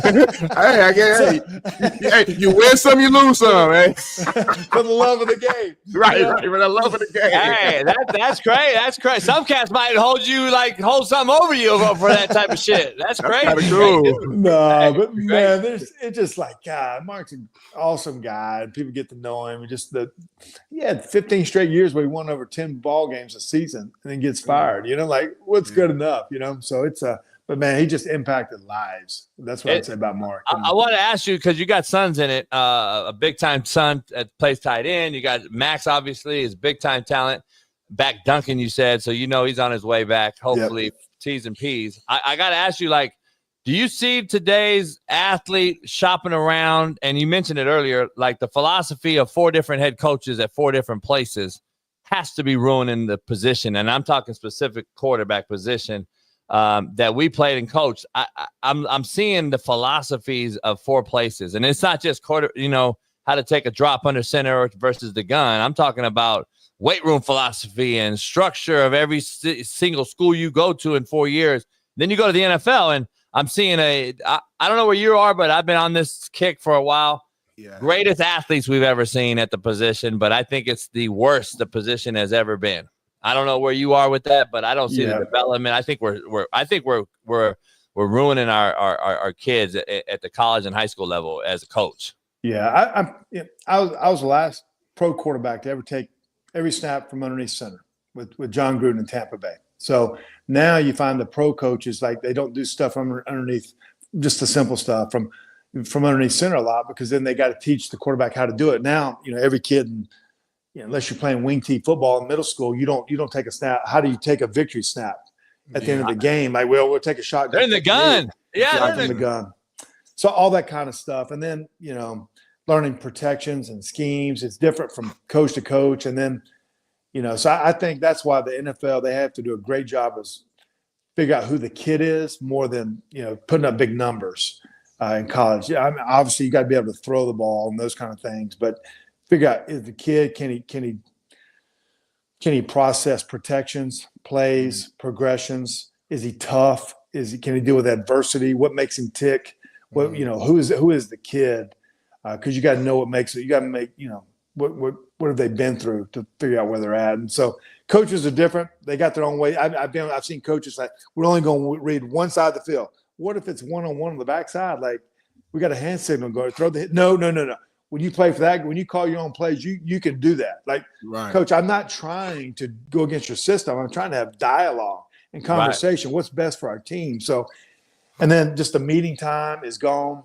Weight room structure is different for every kid. It's cookie cutter deal a lot of times instead of like specific, like what's best for a quarterback, what's best for a lineman, what's best for a DB, what's best for a kicker. Like, so I don't know. It's hard, you know. I'm sitting at home, so I'm not coaching. But me either. It's me tough, either. You know. Speaking of Gruden, we got a video of you and him, and I wanted to show this video, Bailey, real quick for the audience before I ask the question. Colt! You know, Super Bowl 37, Brad Johnson. Into the first half, 26 seconds left. I call South right nickel 41, which is a draw play to Michael Pittman. Kill it with 374 Wasp, which is a Max Pro fly stop on the outside. Just take me through that, your recollection and the execution. South right, nickel 41, killed 374 Wasp. I come up there, they got 7, 8 guys in the box. Woodson is out, watch for dog. I see Keenan McCardell over there, one-on-one with Charles Woodson. Yellow 88, yellow 80, kill. 24 ticks and 1 timeout left for the Bucs. Blue 45, blue 45, say hut. Woo! Back shoulder. Boom! The first fly stop I ever called against Charles Woodson in the Super Bowl, and it was one of the great bullets ever delivered. Against Charles Woodson. Yeah. That's just some balls right there, Brad. Big bad Brad. I don't think I knew who was over there at the time. I just knew it was one-on-one. If I knew it was Charles, I probably wouldn't have gone there. But he was a great Hall of Famer, man. He was elite. So, Keenan played at UNLV with a couple good friends of mine, and so with Randall, that's crazy how he had Randall Cunningham and a bunch of different guys, man. Unbelievable story. I've heard nothing but great ones, man. And Salisbury speaks the world of you and Shaun King, so I can't thank you enough for hopping on with us, man. And hopefully we can do it again. And this is dope.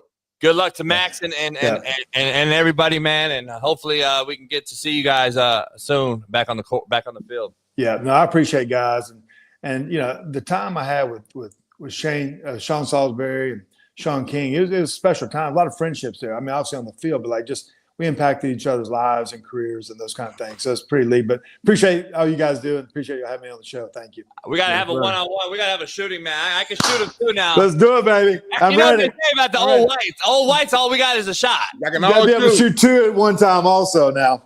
Check it out. It's all on Twitter. The good stuff's on Twitter. So have fun with that one. No doubt. Hey, brother, appreciate you, man. Appreciate it. See you later. Peace. Great Brad Johnson, everybody. Super Bowl champ. Man, he could talk all day long, probably.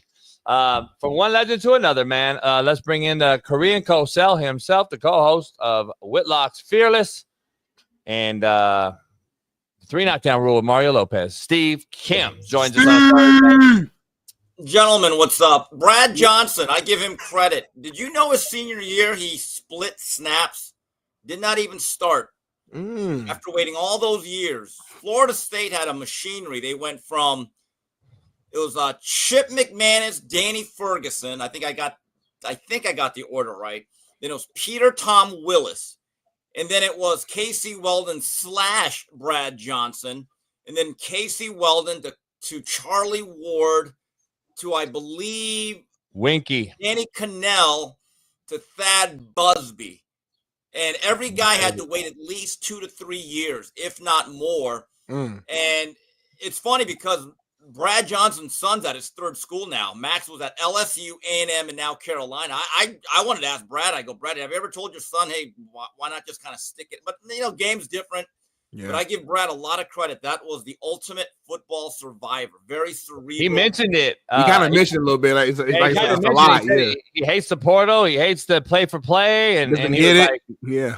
He's like, I don't think he hates it. I think what he said was, let's just call it what it is. It's pay for play. It's not NIL. What you said NIL for years. Charlie Ward 17 jersey, which in 1993, if Charlie Ward would have started his own merchandise, it would have sold a lot. Every piece of jersey, if you would have got $1 for every jersey, right, you would have made some money. So, but Brad Johnson was the perfect pilot for that John Gruden offense in 2002. There's a great story, and he mentioned it. They were getting mollywopped by the Eagles. They could not figure out what was going on there. They were just getting their ass kicked offensively. That Super Bowl year, they actually played in Philadelphia. I remember watching this game, and they had Jim Johnson as their coordinator, ran all these zone fires. We couldn't figure it out. But they get on the bus, they're in the vet, and they're about to take off. Gruden's the last guy on the bus, and he looks at somebody and says, you know what? I think I got him. If we play them again, I know how to play this blitz now. And that game, Brian Mitchell took the opening kickoff all the way to the 5, and the Eagles score a play later, and I'm thinking, shit, here we go again. Because I wanted Warren Sapp to win a Super Bowl, and I said, shit, here we go. But I'm not going to lie to you, Brad Johnson's ability to be cool, and he led like a 95-yard drive. And as soon as we scored, I said, game's over. You could Brad was the perfect guy for that offense. Yeah, he said Mark Richt was the guy that actually called him in and benched him in Florida State. It was like, he fucking benched me. And now they're family. Yeah, Rick was the quarterback coach, and the coordinator at Florida State there was Brad Scott, and they were the architect of the fast break against Charlie Ward. And then I believe Brad Scott later went to Minnesota, didn't he? Well, Brad Scott ended up being the head coach at South Carolina. Hey, by the way, Coach, I thought I was going to make some easy money yesterday or today. God, dog. Smitty, you didn't see this? What happened? Some loudmouth on Instagram didn't like our video on Miss Angel Reese. Some guy. I didn't see it. Name is something partner, like not partner, but partner, right? So we got into it with us, Smitty. Me and Steve were getting into it with some clown on Instagram. So the guy said, now I don't mind you disagree with my opinion. I don't really care. But he said, Steve Kim doesn't look like he can do 5 push-ups. And I said, oh, really? I tell you what we're going to do. Put up $10,000, me and you. Let's wager. I will do 50 in 90 seconds. $10,000. Now, you said I couldn't do 5 push-ups if my life depended on it. I have a question. Do you want to take up on the challenge? You wouldn't put $10,000 that I can't do 50 in 90 seconds. Yeah, go, Smitty. And then, by the way, I want to make this real good. For everyone I do over 50, you owe me another $500. For everyone that I don't get to 50, I owe you $500. So if I get to 42, that's 500 times 8. Yeah. I'm going to tell you one thing right now. You know me. Just for kicks, regular push-ups, shoulder length grip. Yep. Just as a warm-up. I did 25 in 22.38 seconds. It was easy. Easy. I gave myself a standing ovation for about 30 seconds before I went back to it was easy. It was I couldn't even, not a long one though, because it was easy. Always the troll. Then they go quiet, Smitty. Then they go quiet. And then I was actually pumped up. I was just getting into a groove. So partner, if you're out there, homeboy, word, $10,000. But for everyone over 50, I get an extra 500. But this will never apply. Anything less than 50, I'll owe you an extra 500. Put your money where your mouth is. It's easy. That's a fair bet. I'll do that. I was going to go 50 in 2 minutes, but I said, hold on. I want to be fair, and I want to show equity. Yeah. I go 90 seconds. The guy said, oh, y'all up in your feelings. That's another phrase they love. I said, no. If I want to make $10,000 in 90 seconds, wouldn't you do it too? Hell yeah. I do like 12 push-ups probably. Well, you do have longer arms. Heaving after 10, but long arm, man. I got long arm. It's like bench press. But the point, but let me just tell you, when you do Mike Tyson push-ups, regular push-ups are incredibly easy. I couldn't even believe it. Yeah, really? I don't imagine that. I need to try it on Mike Tyson. I've seen them. They seem hard. I need to get to it and try it out.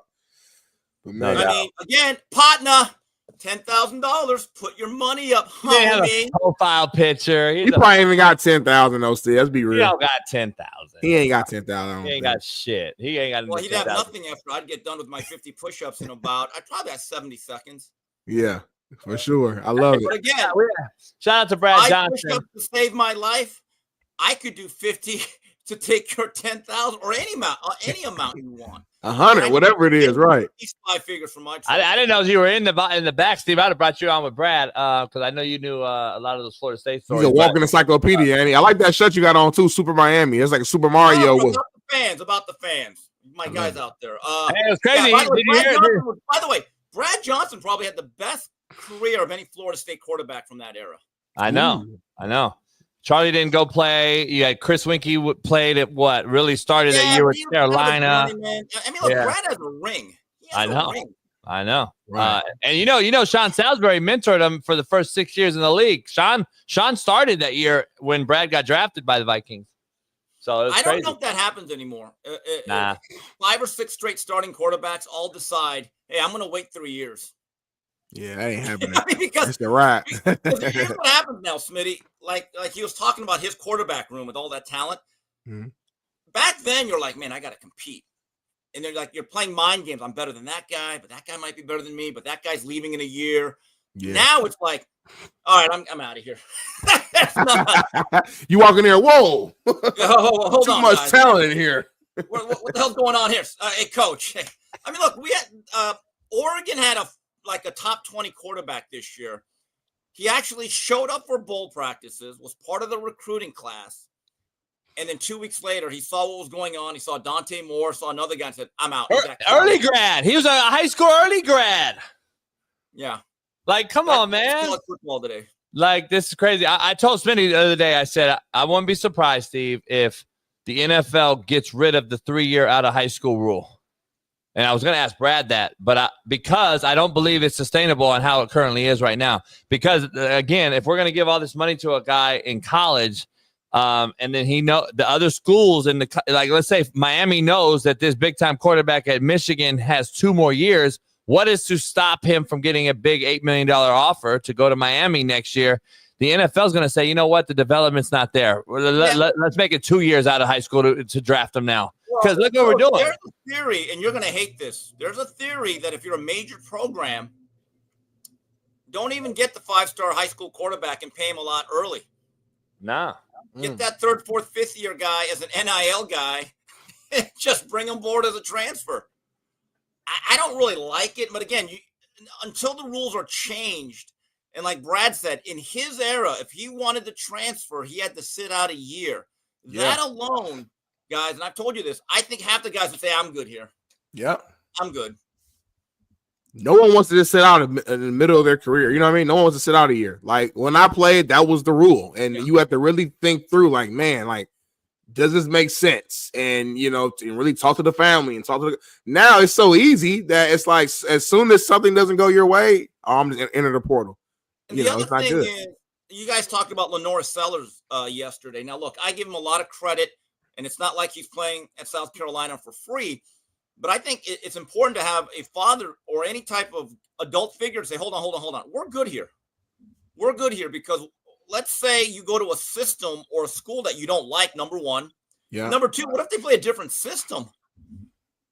I mean, what if they do things schematically because I look at Lenore Sellers and I'm looking at these mock drafts already. And he's got, I think, 2 or 3 years left of eligibility, and people are already putting him in the top 5. I'm like, wait a minute, hold on.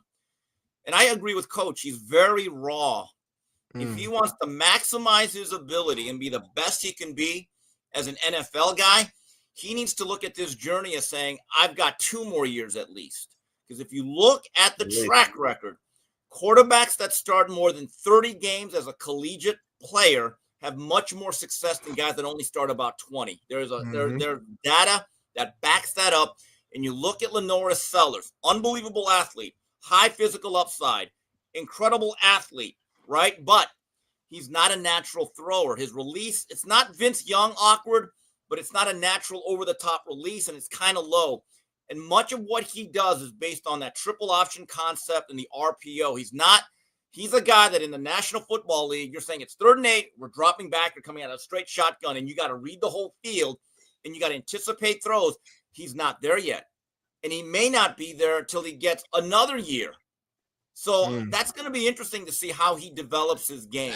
It goes to my point, though, when Smitty all the time when we talk about this stuff, I'm like, the lack of knowing what you know and don't know what you don't know is what's killing these 17 to 19 to 21-year-olds who get these Hellcats and crash them and all the things that it goes in with it. You don't have a father that tells you, listen, I know your ass more than you know your damn self. You don't know shit yet.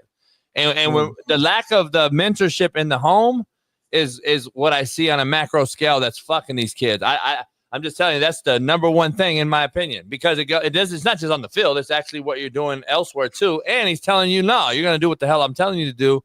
And we're going to be fine. We're sitting tight. In South Carolina, he ain't playing for an EBT card and fucking, eggs and milk. Plus, he's a god. He has a chance to leave South Carolina as their greatest quarterback ever, whether it's Todd Ellis, Steve Tannehill, Steven Garcia, whoever they've had. I remember that run he had against Clemson last year to win that game late. He looked like a bigger version or a more muscular version of Vince Young. Clemson did not want to tackle him that last play. Guys were making business decisions. I remember thinking, man, this guy is like a redwood that has legs, but he's got to be a more natural thrower when it's not off the triple option concepts and where they're really scheming guys 20 yards wide open. Or this could be another version of AR5. I did not understand the Colts thinking AR5 throwing at 49.7 or whatever percent. You thought that was really worthy of the number 3 pick in the draft? I thought that was insane. We were desperate, Steve, and it was a bad quarterback draft. We needed a quarterback, and that was the option at the point. I hear you. When I knew AR5 was going to have some issues? When he actually made a comment, I don't know. He said, well, I think the pro game's easier. He said, I think he might have been on Jeff Teague's podcast. I remember when he said that. I said, oh, Lord Jesus. There we go. So, I knew right then there's going to be an issue. Yeah. Because you have to know what you don't know in life. That is true wisdom. You have to 100%. know what you don't know. I tell JB that all the time, man. But what I do know is that you know boxing. And I got to ask you a question. I saw this morning, this Norman Jr. fight finish. Ryan Norman. Did this happen this morning? Or why am I seeing this everywhere? In the land of the rising sun. He's good. How good is he, Steve? I think he might go with Boots Ennis moving up to 54. He might be the best welterweight in the world. I've known about him for years. His original manager is the late, great Cameron Duncan, who told me about 6-7 years ago, Steve, I got my next guy that I think is really good, Brian Norman. His father was actually a pro fighter for a short spell in the 90s. I was at the previous fight against Derek Cuevas back about 2.5 months ago, and I was impressed. But it's interesting. A year and a half ago, Norman actually looked very vulnerable against Nelson Boca Chica. He got knocked down, looked like he was in trouble, and the fight was stopped due to a clash of heads, and the fight was a technical draw. And I'm thinking, okay, this is a little bit shaky. But since that point, he has just ascended. I believe he's a fighter on the rise. I think the best boxing is still in front of him. Man, I love it. I love to hear it. Real quick, Smitty, real quick. I don't know if you heard about this, but I just wanted to talk about CJ Mosley retiring. Crazy. Yeah. Steve, does this hurt? Was he was on his way, man. I'm gonna be honest with you, just watching him, 5-time Pro Bowler. One of the most consistent tacklers in the NFL, in my opinion, for the last few years. I don't know. He was on his way to becoming something, I don't know, special. 5-time All-Pro. I know it might sound crazy, but is he in the Hall of Fame conversation just because of that? I don't know if he played long enough. I don't know. Here's the issue. Was he as dominant as a Patrick Willis, who went 7 for 7 in terms of Pro Bowls? Because when I think of Patrick Willis, I think of the best guy at his position, probably from his rookie year all the way to when he retired suddenly, right? Yeah. Mosley was a very, very good player. I don't know if he's Patrick Willis-esque. You know what it is, those things, too, with Patrick Willis? I'm not saying every year they were really good, but a lot of those years that Niners team, like, they were pretty damn, like, they were a good team. They made like 3. That was the Harbaugh era where they made 3 championship games, almost won a Super Bowl. So when you're really good on a good team, I think we see it more. it matters, I mean, him and Navarro Bowman were monsters at that second level. Yes. They were a dynamic duo. Steve, I got to ask you, as an Angelino, what's going on here with the Lakers, one of the most storied franchises in the world. I told Smitty, I said, I want to ask Steve if he thinks this is true. I think if Jerry Jones sold the Cowboys today, he would double the $10 billion. And he would. You agree? I think the evaluation is that they're among the most valuable franchises in the whole world, and that's including some of these international soccer teams. But it's kind of a sad day in a sense that, I know Genie is still the governor. I don't know what that really means, but in a way, it's kind of the end of the Buss family dynasty started by Jerry Buss, old Doc. I don't know if you know this. You know, Doc was going to be in line. He almost became the Dallas Cowboys owner before Jerry Jones. Yeah, I remember that. And I guess the evangelicals didn't like Jerry's lifestyle, so he kind of got blackballed from that. But Playboy House.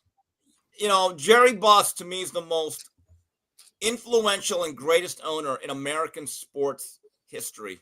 Guy created basically his own cable network. He won a lot.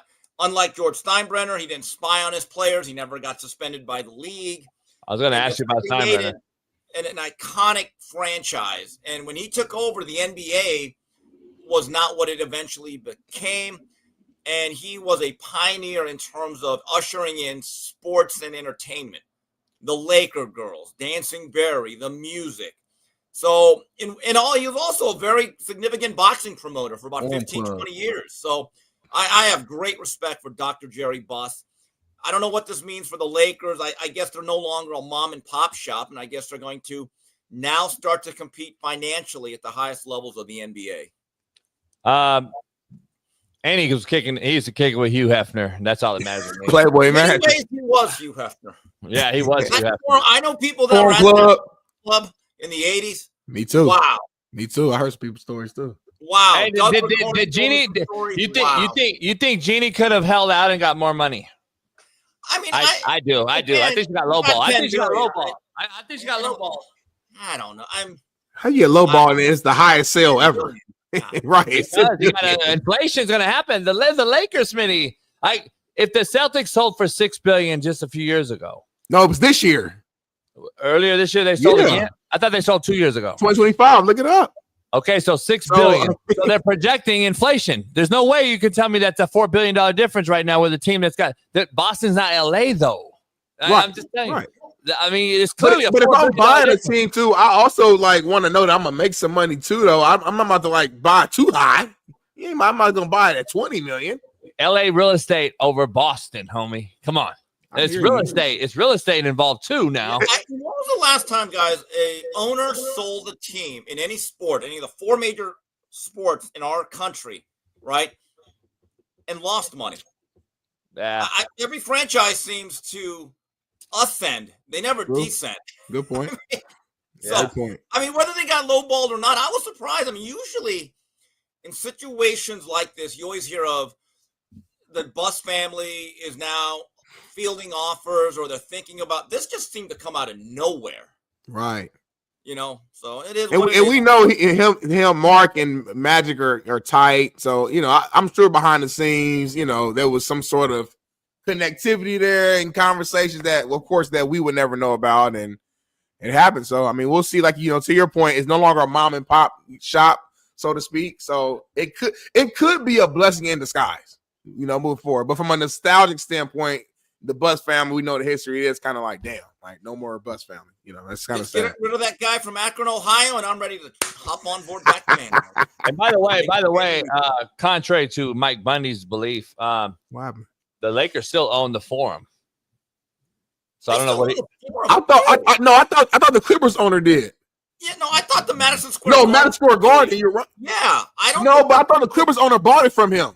No, really? Not the Forum, the sports arena. Not the Forum. Hold on. The Forum. Buss owns the Forum. The family owns the Forum. No, I thought the Madison Square Garden Corporation did because I did a story. It says the Buss family has owned the Forum since 1979, and that's up to current day right here. I don't know, JB. No, Steve Ballmer. I'm telling you. In 2020, the Clippers, Steve Ballmer buys the farm for $400 million in cash. Ballmer purchased the farm in Inglewood. He bought it from your guy in New York. I think the guy in New York, whatever his name is. Go ahead, Bailey. I think Smitty's right. That's reading. I got Ballmer too, so I don't know. Right, because MSG owned that for a while. He did. Madison Square Garden I owned it. remember writing about that. And there was some issues or something, but it was some dilemmas between him. So Ballmer said, "Fuck it, I'm gonna just buy it." Like it was like billionaire problems. So from 79 to 20, they owned the Forum. No, not from 20. Not from 20. I'm just telling you, the last decade or so, MSG. because the Garden Corporation took it over. People have to understand. No, you're saying Ballmer bought it in 20, though. When the Lakers left, that Forum for about 12 years was almost abandoned. I mean, they need to refurbish it, and it became a really good.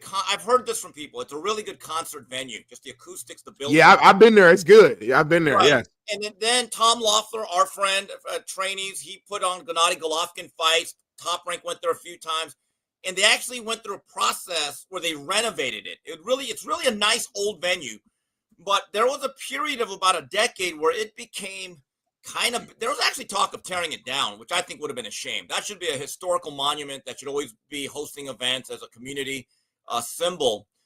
But the Madison Square Garden Corporation, or whatever umbrella that's under, they owned it for a while before Ballmer. From 20, I think it was 2012 to 2020, I believe, for like an 8-year span. That sounds about right. So how big is this on a macro scale? How big is this sell to the NBA? Because the NBA is valued at $77 billion over the next 11 years just with the damn TV media right agreement that they're going to have. The Lakers are the storied franchise in the NBA. I don't care what anybody says. I think it's followed by the Knicks and the Celtics, I would assume. Where are you at with the NBA and Adam Silver having to say something about this sale? Like, I think this was something they probably wanted a guy with money, though, right? To get the big-time free agent that the Clippers and all these other people with big-time owners get. Because the Lakers aren't getting those guys right now with the lack of money. Is it a lack of money, though? I mean, did they just get Luka? I mean, they're paying LeBron. I mean, there's a salary cap. It's not like it's an infinite number. Everyone plays by the same kind of budget. Yeah, but remember, Jerry Buss would go over the luxury tax like no other, and they're not doing it no more in LA. They're getting beat out for certain guys, I've noticed. I'm just saying, I don't know if they're going to have Ballmer's ready to spend all the money he wants. Like, he'll spend any amount of money. Ballmer's proven to do that. I don't know if the Lakers have been doing that under Jeannie Buss. Not since COVID. I mean, I don't know. Look, we're not setting up a GoFundMe campaign for anybody. They're all getting their money.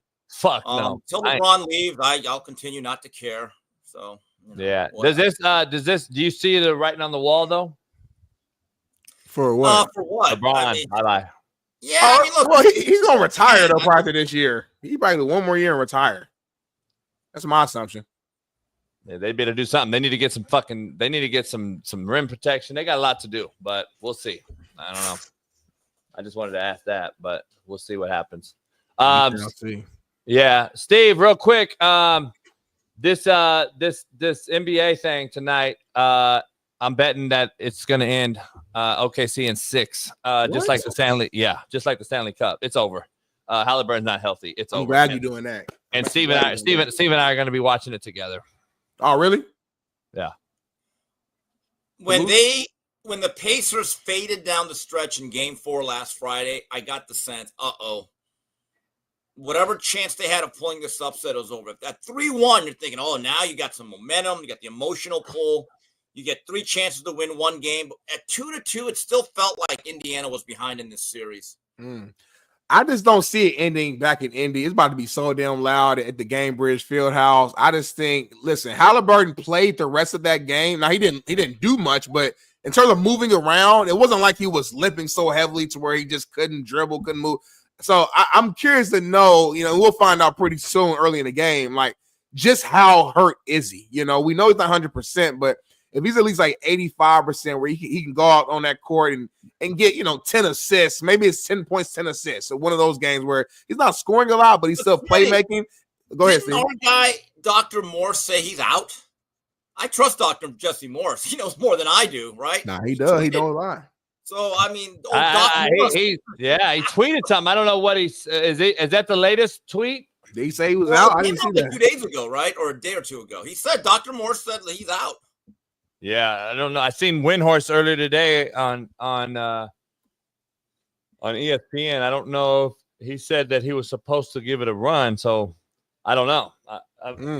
We're gonna see. I'm looking at it right now. If he's out, it's gonna be tough. I haven't heard that. Yeah. It's that moral victory. Like, I think he's done. Like, I think the team's done if he don't go. Yeah, you better get that shot, JB. You better get that cortisone shot and get up out there. I don't know. Steve, before you leave, I got to ask you, what's the addition of Jair Alexander to Baltimore? Smitty and I will have a debate later. He thinks that, the Super Bowl contender again. I think he's just an older guy who's injury prone, who just he doesn't. He got old. Why you keep saying that? He's been injury prone. That's what makes you old, though, in the NFL. Like, to be honest. But He's if 28. they get a guy that is available every week, you are getting a Pro Bowl level cornerback. And overall, if you look at the moves they've made in that secondary, Malachi Starks, they got Hamilton back there. 28-year-old corners aren't young. Let Steve cook, man. Keep going, Steve. Either, but hold on. Again, this guy could blow out a toenail tomorrow for all I know. But I'm saying is the assumption is, and Baltimore is a really good organization. They're not paying him $30 million here. They not. This 1 year. Team-friendly deal. And the upside is great here for Baltimore. Great. Listen, the guy is playing for his next contract. So you're going to have a motivated guy that understands, look, I can extend my career, make some more money, or I can get a real job. That's great. Listen, I don't believe it hurts the team at all, obviously. He's amazing. I don't believe it hurts them at all, but I don't believe it makes them into a Super Bowl contender. Like, they were already Super Bowl contender anyway without him. That's what you're missing, Jason. Yeah, Smitty, they're a top 5 team, Smitty. I agree with you. Right now, if you said the power rankings of the National Football League, Baltimore would be top 5. Got to. Has to be. Has to be, right, Steve? Common sense will tell you that. Well, again, to your point, Coach, that doesn't mean anything in January. There's still some pressure on a certain, but if you said in terms of roster, organization, and where they are right now, they are a top 5 team in the National Football League. Just a fact. Remove all emotions. Remove all emotions and look at the team for what it is. You can't disagree with that, JB. Steve's on point today. He's cooking. Smitty, you are not the one to talk about emotion. Number one, you pick this fucking team to win the Super Bowl every year, and then you say facts.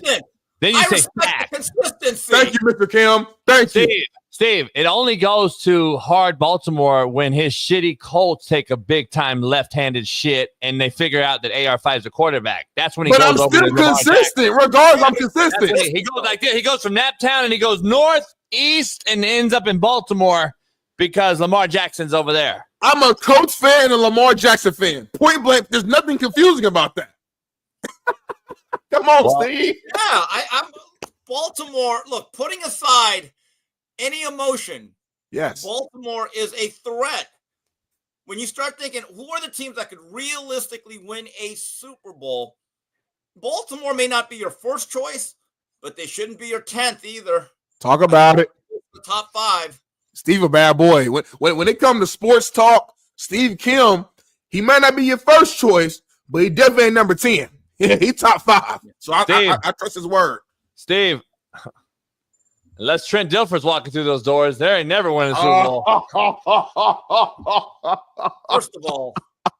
First of all, you're making it sound like he was the reason. Right. The reason they won the Super Bowl was a young man out of Lakeland, Florida. Woo! The greatest linebacker who ever played this game, Raymond Anthony Lewis. Well, that's I was hoping for you to make this point. Because the reason that the Ravens won't win a Super Bowl is because of Lamar Jackson. So I'm glad you made that point. I want to make that point. I just want to make that point. Have a good one, Steve. Are you doing the show today? I'm sorry. I can't listen to that. That's crazy. I just want to make that point, Steve. I'm glad you made it full circle. I'm glad you made it full circle. But Smitty, to be fair, all windows close eventually. Lamar still isn't in his prime. That's not an old team in Baltimore. They're right there where you got to kind of get home. You got to, like, the same thing with Buffalo. Although Buffalo's kind of adjusted their team a little bit. Yeah. And I still don't like Buffalo's outside offensively. I don't. Okay, no matter what their GM says. But Baltimore, one of these years, and the time, look, again, it's like the sands of time. Once you turn it over, you can never get back time.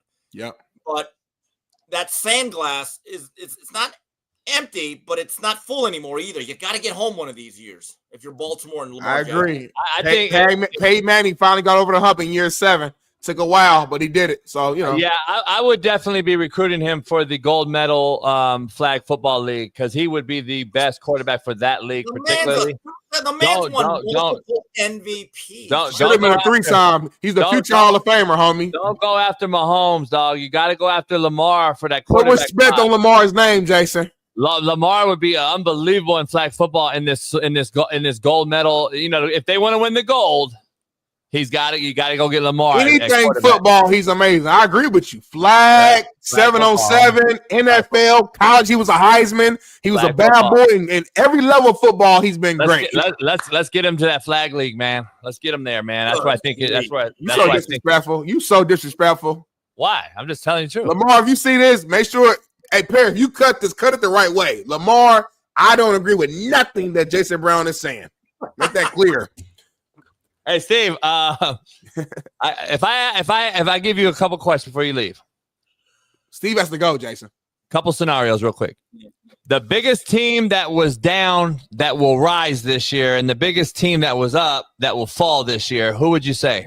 I'm going to go. My biggest down to rise is New England Patriots. I think they are going to take the biggest leap. And I believe the Ravens. From being one of the worst teams to just being mediocre, I mean, and I do think they're going to be better. I like their draft. I don't know if Campbell's really a left tackle. As measurable as people are starting to question that. New England will be better, but again, you're talking about a team that almost won no games. Are they going to suddenly win 10? That's a tough leap. That's an interesting question. I haven't really delved into the NFL quite yet. I'm just telling you, the Chargers, I think, are going to make a leap from just being a playoff team to a team that can be a real threat. I like the running back duo. I like the Hampton and Najee Harris. I believe that Harbaugh is a winner. Year 2, they're going to be more physical. They still got to get an outside threat. But let me think about, you know what team that I like? Say it. I think the Bengals, as bad as their defense is, I think they have to be mediocre, and they can still win a lot of games. But again, that's not a big leap. I'd have to really think. But they don't. To your point, they did miss the playoffs, though. So I mean, they make to an AFC Championship game or something. Yeah, but they won. What they win? The last 6. You look at the Bengals. They missed the playoffs. Last year, I'm just saying. 4 or 5 games they blew. There are 4 or 5 games you're thinking, man, you should have won that game. Yeah. I tell you, the team that's going to dip, the Vikings. Vikings are going to dip. I said the same shit. I said the same thing. The Lions going to dip too, though. They lost both their coordinators. Lions will dip. I'll tell you a team that I think will be markedly improved. And again, I don't know if they make the Raiders. Raiders. Thank you. The autumn wind. Pete Carroll, so baby. You're saying the AFC West is the best division of football this year? Might be. I still the one with the Lions, Packers, NFC Vikings. North. Right. Bears, but the Bears are not. No, but the Bears will be better. Say what you want about the fingernails. Okay. Bears will be better. They both had 3 playoff teams last year. The Bears were out, and the Raiders were out in the West. So both of them had 3 playoff teams. I'm just saying, I don't know if one of them get 4 in. I don't know. You know what's crazy though? The AFC North might have 3 too. It's gonna be a crazy year, homie. Yeah, it is. It's crazy year. Wait, guys, I think I gotta go. All right, brother. All right, Steve. Later. Sorry about that. Jason was keeping you on forever. Appreciate you. Later. I'll see you next week. See you. Steve got shit to do, Jason. Caleb Williams is a bust, so I'm not worried about them. But no, real talk. Remove your emotions. I know you don't like all the stuff he does off the field. On the field, though, roster, they picked up offensive guards. They got linemen. Like they've done some good shit this offseason to make that team better and to protect him. You don't think the Bears could be like a fringe, like wild card team this year? Like real shit, no bullshit. No, I said I've praised what they've done in the offseason. Right. I praise them and the Miami Dolphins. 2 soft organizations that finally got away with the skill players and went and got addressed the trench problems. And so they did that. I thought Miami did it. I thought the Bears did it. Now, having said that, you have 2 lame duck quarterbacks though in both of those organizations. So the bottom line comes down to the guy you pay the most money to, dog. Is Caleb that bad though? I think so. I think he is. And I like Ben Johnson and all that. But remember, I don't think he, I trust you because you're a quarterback, but I don't think he's as bad as you make him seem like. Like, first, his rookie year wasn't that bad. Like, we're talking like this guy was AR5. He wasn't that bad. Like, he showed flashes, bro. Like, he showed flashes. We're like, okay, that was kind of solid. Well, he played, and when you're losing bad and you get to see you got to understand the reps differ. The reps differ in a game that you're not really in the game, and the assholes. But no, there were some close games. So you got to remember, like, for example, the Bears lost the Commanders beat them by a fucking last Hail Mary play of the game. There were like 2 or 3 games that comes to mind where like easily could have just been flipped and the Bears could have won. So like I don't know. I don't feel like they're as far off as we may seem. Don't be shocked if they fuck around, be 10-7, 11 and like I probably more 10-7, 11-6 in that range and make a wild card. I would not be shocked, seriously. That Bears team is solid, bro. Yeah. Why is it always the guy that talks with no profile? Drop your resume. Newman. Drop your resume and shut the fuck up. Shut up. He's not a member. Bitch. You put him on there. Shut up, bitch. You said it with a capital B. Yeah.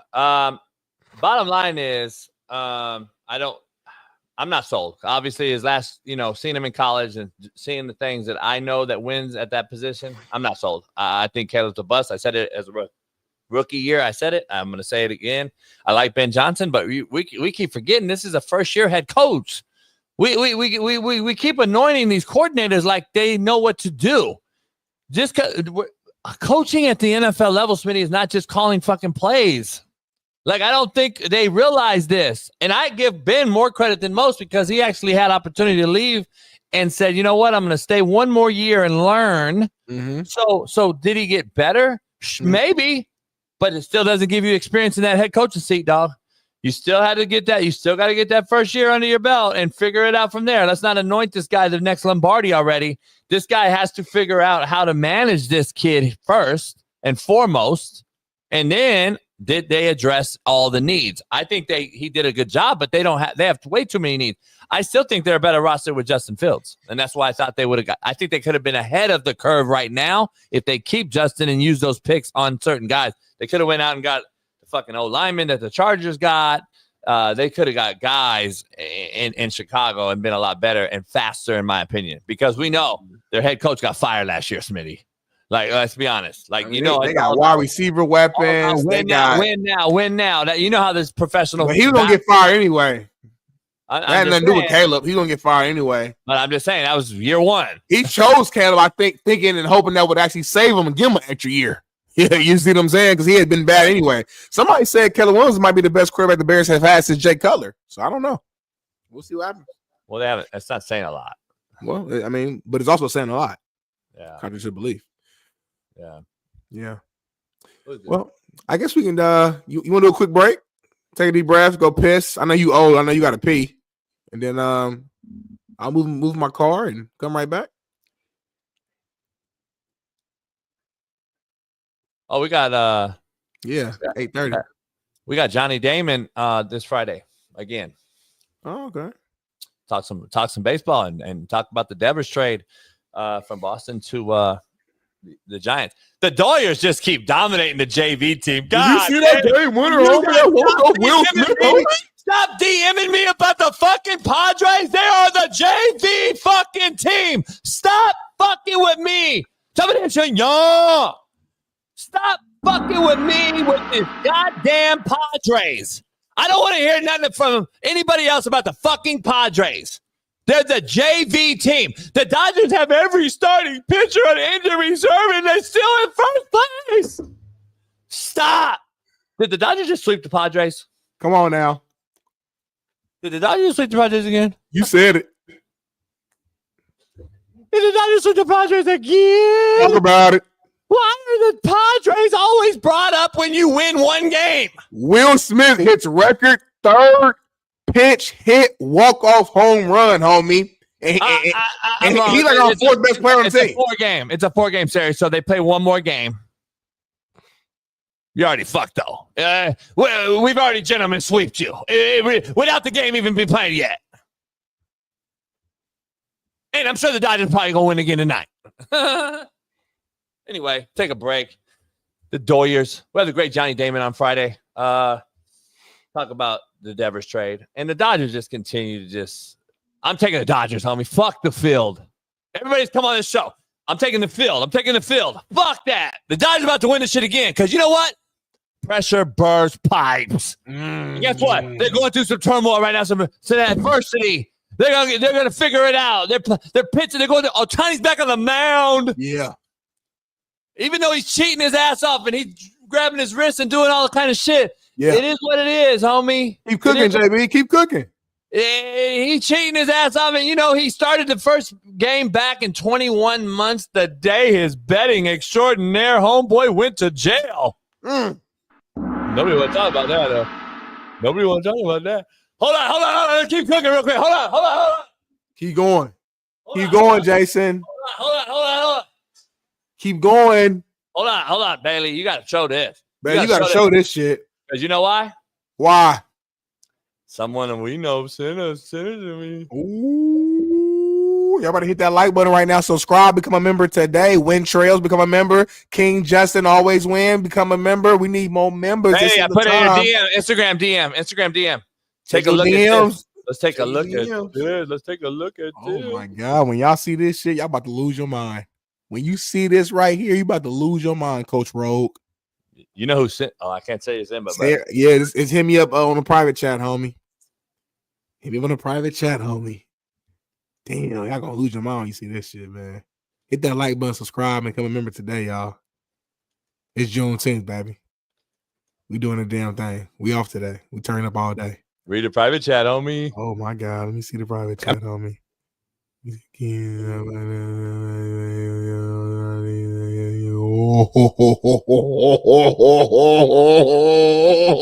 I'm not definitively saying, hey, this is cheating. I know this is cheating. I've got absolute proof. No, but what's suspicious about it is that he's going with his ring and his index finger to his wrist every single time he needs some grip on the ball. He was lathering up the ball. He wasn't going to the rosin bag. That's what you go to for stick. You want some stick, you go to the rosin bag. And he was wearing long sleeves, so this was literally kind of tucked under his sleeve. He literally had a trick up his sleeve. So it's kind of suspicious. I don't want to be doing this about Otani. This is our unicorn, but it also happens to be on the same day that Ipe is going to jail, which is even more suspicious. And him coming out and pitching just came out of nowhere, unless you realize today was the day that Ipe was going to jail. So it's really suspicious. Also, the fact, back at the All-Star game, I caught him doing it. I caught him deep diving into his glove for spider tack. So this isn't the first time I've caught Otani doing something a little bit suspicious, but I'm not going to say that it's definitively cheating. I'm just saying it's suspicious and that I've caught him before and that Ipe is going to jail and he's pitching out of nowhere.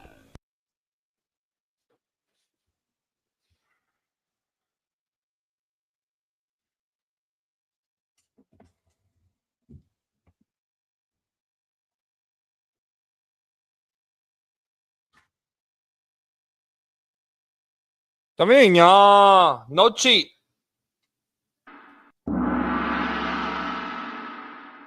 Still bet Dodgers plus 100 win season. Put your money mouth is.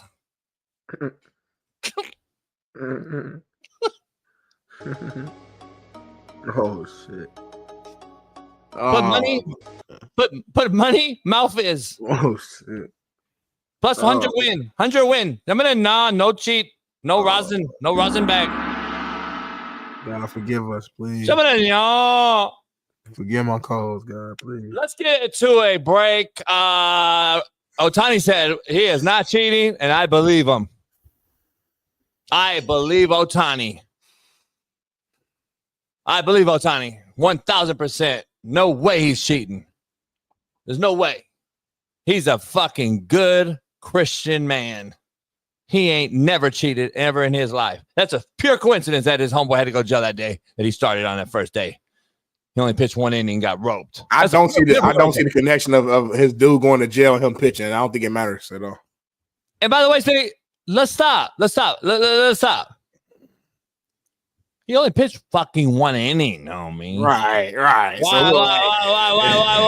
we been talking? Why we acting like he been just and he gave up a homer, or a run. Like it wasn't like he just two hits and a run. It ain't like he just did a good Padres team. He pitched 28 balls. He threw 28 pitches. Come on. He only grabbed his wrist 24 times out of 28 pitches. That's not cheating. Everybody put a little sticky thing on their hand anyway. He only grabbed his wrist like this 24 times out of 28 pitches. I mean, why? That's my thing. That's his thing. They ain't gonna change the game. Like when I was quarterback, homie, I always did something. I always did like adjust my mask all the time. I had to move my mask. That was just one of my things. So you do your wrist 24 times out of 28 pitches, homie. That ain't no big thing. Make sure I hit that like button, subscribe. We got one more big time guest. We're gonna go to break for 10 minutes. We'll be back.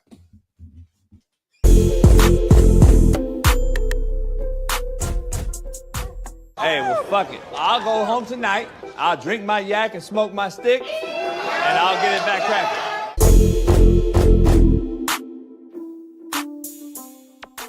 Bears star QB Caleb Williams was not allegedly said he was not interested in girls as a kid.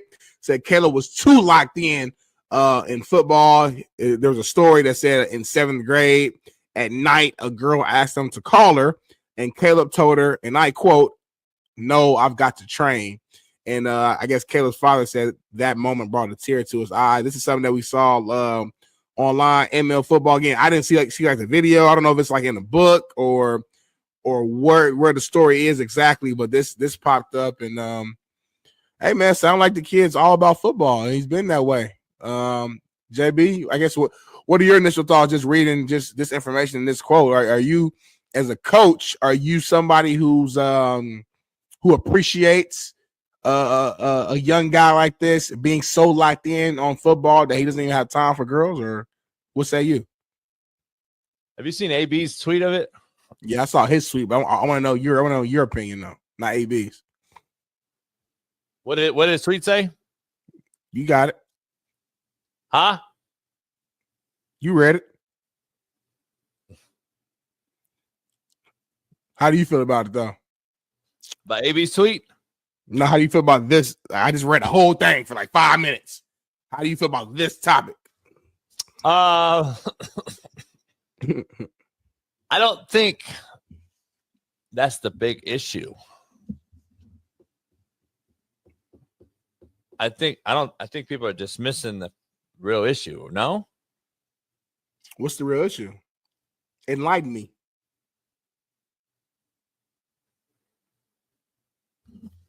He's gay? I don't know what's going on here. Why are we missing something? I think they're screaming out to us that, hey, he's gay. Caleb might be gay. The nails, Netflix, and the kitties. Maybe it's all coming true. Guys, I'm his dad. I saw this coming. Maybe Caleb's just gay. Hey, they may. Hey, hip hop hooray. Oh, oh. Hip hop hooray. Smitty, I don't know, homie. Sometimes you have to force it out. Sometimes you have to force it out to let everyone know, because sometimes it's not easy for the youngster to come out and say it. So maybe sometimes you have to do it subliminally and subliminal message. And now maybe he's out there saying this is who he is, homie. Side note, I figured out what the problem was, because my wife, before she went to her workout class, she was showing me it's just a straw. So I didn't need to, like, you know what I mean? Like overdo it. That's why I wasn't working. Like, just drink it like a straw. It's working perfectly fine. So Caleb likes straws. I think that he has come out of the closet, and I think that's what's happening here. 7th grade is a very critical situation. That's the years, like, most boys, like, lose their virginity with a girl. Like, that's what it is. Like, 7th grade dance. You go home, maybe get your first tongue kiss in the bathroom. You got your V card at 12, 13? Is that what 7th grade is? I was 13 in 7th grade. So, yeah, 13, 14. About right? Sounds about right. Yeah, man, everybody, I think that at least suck some titties. Yeah, well, I've been doing that. So, yeah. So, you were sucking titties at 9, 10? I sucked my first titties. You know what? I think it was 7th grade when I sucked my first titties. Titties? Well, the woman has 2 breasts, so. I'm saying you was both? Yeah, you gotta go. Yeah, like I'm Motorboat. I'm real big on balance. So like motorboat. Even when I work out, if I do chest, gotta do back. If I do quads, gotta do hamstrings. If I do the left titty, gotta do the right titty. Like, it has to be even. I just hold them together and then both. Okay, that's fair too. That's fair. In 7th grade though, I'm just excited. I'm like, it's titties. So I'm just going. I'm right here. I'm right there. I'm just like, damn, it's titties in front of me. Like, that shit was just crazy. Put both together, homie, and you do both at the same time. They don't know which one you favoring. See that they don't know. I like to take my time with the titty though. I like to really get that nipple, the areola, go around in circle, nibble on a little bit, put a little bit, let it go. I do different things with it.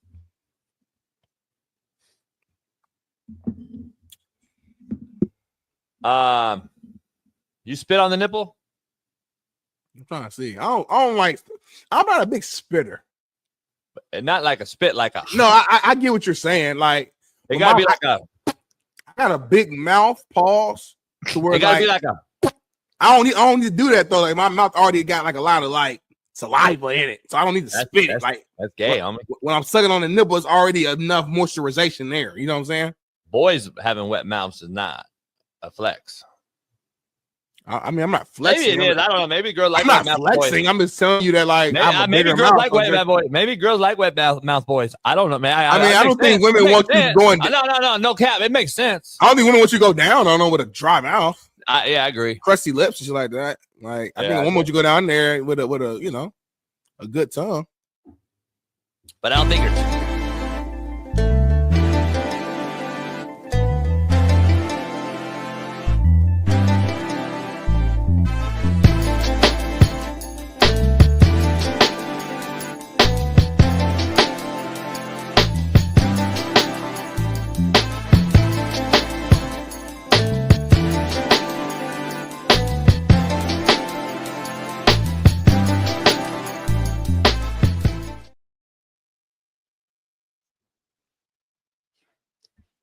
You married, homie? Yeah, I am. Happily married too. Talk a lot about titties now. You asked me when did I suck my first titties? I mean, I was a kid, homie. I was 12, 13 years old. That's crazy. That's a crazy commercial right there. All right. I forgot we did that shit. I be forgetting we be doing certain shit. If we blow up or when we blow up, it's gonna be so many moments from our past that people are gonna go back and just like cut and post, and we got to deal with it. Like, that's part of growth. You know what I mean? That's part of growth, homie. Alan loves telling me that I'm married. Stay out my business, Alan. Yeah, I'm married, happily married. I can't wait till she get home so I can give her a hug and a kiss. Ain't nothing like having a crazy as hell. Paris, I know you ain't talking. I'm leaving it at that.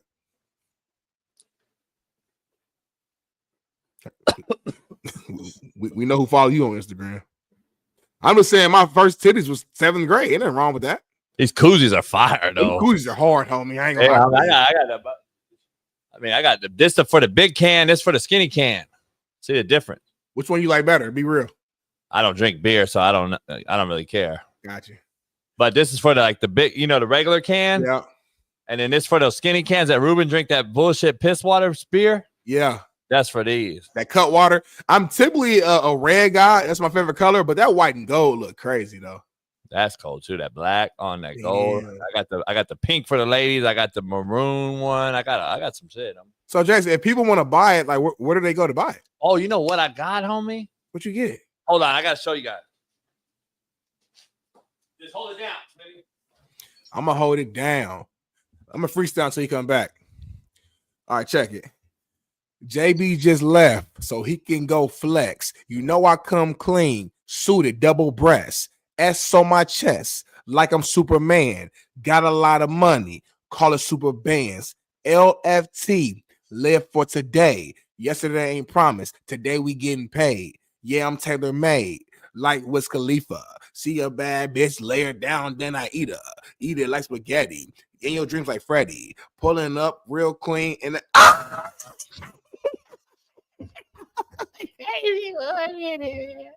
Make sure you subscribe, man. I was spitting right off the top of the head just now, man. Homie, Jay, what you got going on, homie? Homie, I got this for the females. It's a pullover with the zipper? Oh, it's the crop. Yeah. So the Belly titty, button out, lower stomach out, low back out. yeah, the titty. And you can zip it down and have your digs out. Yeah, the titties right here. Like the titties will show right Pull here. it down, pull it down. Yeah. No bra? No bra, homie. You going? Look at this. No, look at this on the side of the pullover though. You walking like this, homie, with the on the side. And it's on the back too, so like all angles you can see it. All angles. Oh, that's tough, homie. And I got the JB on the arm, homie. The big JB though, with the like you can't see it, but you can't miss the branding. You can't miss the branding. It's everywhere. It's for the females. Oh man, all ladies, I got to buy one today for real. Vince said cringy. OG Vince said cringy. Lucy, Chris, get one today. Look at that's a short. That's hard. I gotta get a man's version of this. But that's the women. That's the women. I got the new pullover for the men in multiple colors. That's hard. I need that when I go on your yacht. See what it is? Yeah, you get the whole fucking and the design is that camouflage? That's the black camo, homie. Oh damn! For that boat, that's that black camo. You can't see me in the hood. I'm camouflaged, bandana tie, so I can going crazy right now. But hold up, homie. You got another one? The favorite maroon, this motherfucker, homie. I got the maroon popping with the front on the front, the back. Ooh, look at that. Going silly right now. Yeah, that's it. And this is just the slapdick yacht club brand, homie. So you ain't even really dove into like the weeds of everything for real. Just for the summer right here, just for the boaters and the summer goals. For the yachters. Yachters. Hold on real quick. Talk about what you did in 7th grade real quick again. Show that commercial, baby, real quick, so she can hear. We had a commercial. He actually went and I like sucked my first titty. I said it was like 7th grade. And he said, "You're married." I said, "Yeah, I wasn't married in 7th grade. So why are you getting mad?" I was 7. Huh? He said, "Who?" It don't matter. I was at Ricky House, white boy Ricky House. Did she ask whose titty you sucked? It was a quick little. I know. Did she ask whose titty you sucked? Yeah. But I was 13. I ain't know I was gonna meet you. Did you know her already? Nah, I didn't meet her yet. She said I cheated on her spiritually. Yeah, homie. I didn't even know her though. You ever seen Hot Tub Time Machine? Yeah. Remember when they went back and the brother? Yeah, homie. So JB, I know you said you never apologize. Should I apologize to my wife? Like to save face or just No way. That was you. That was you. You sucked titties in. That's what you did, homie. That was you. You can't apologize for sucking titties. So like, what would you do if you was me right now, married? Like in this situation, how would you handle it? Like being my OG, like what would you do? Plausible deniability. Like I teach my youngsters. I mean, I didn't suck the titty. I just did it for the show. We did commercial. I never sucked the titties at 13 over at Chris' house. That's what I would have plausible deniability. Next time, I'll say you should have told me that before. Because let's keep it real, Chanel. All women in the chat right now, y'all feelings get hurt when you hear about our former life. Stop. Don't cap. Y'all get sensitive about it.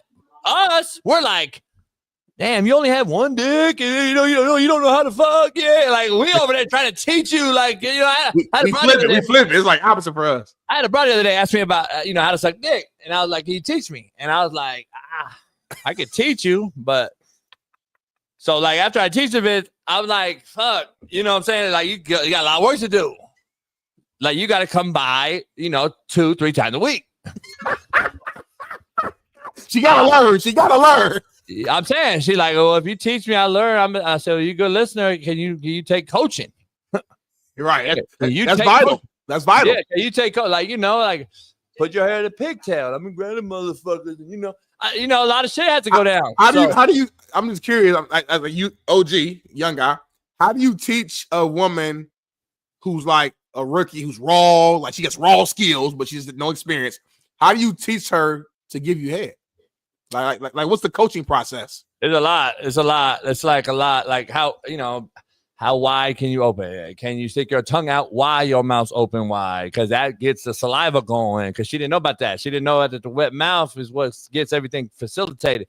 Right. Then the balls, and then how you work that, and then yeah. So like, there's a lot to it. A lot to it. I could do a film, coach a one-on-one on it, but I don't know if Patreon allows it. But yeah, there's a lot to it. I could teach that class. Okay. All right. I was curious, man. I appreciate that, man. You showed me a lot today. You teaching me a lot. I'm just taking mental notes and trying to just soak everything in. Just trying to learn. It's Juneteenth, homie. It's Juneteenth. It is, man. Shout out to all my black people, man. For real, though. We free, man. You know what I mean? I know things ain't perfect, but we are free. Shout out to Young Bailey in the background, my young brother. We don't always agree, but still my brother, though. You know what I mean? So it just feels good to be free.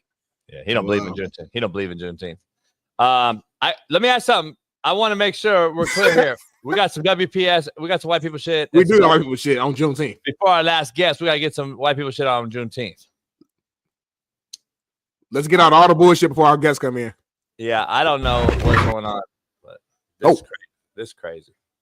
Hey, you know better than that. What are you doing? It's all right. This is Jimmy, a 21-year-old Kodiak bear rescued from a closing wildlife park. He's just one of the 11 bears that lives with them. Kodiak bears are one of the largest species in the world. He's about 1,400 pounds, and if he stood up on his hind legs, he'd probably be about 9 feet tall. These bears need to eat up to 90 pounds of food every day. Everything from baby elks to spawning salmon, berries and plants. You guys ready to eat? And here, the bears enjoy a daily diet of meat, grains, breads, fruit and veg, with the occasional marshmallow treat. With these bears, once in a while, they're always looking for food. They really don't want for anything other than attention. This is our life. We're one big bear family. This is our life, and we're one big bear family. So he runs 11 bears. He has 11 bears at his facility. He lives with them like dogs. And if you hear the beginning right here again, he bit them. He took it like a dog. Hey, you know better than that. He actually doesn't know better than that. Like he actually doesn't know better than that. Like that is what he knows.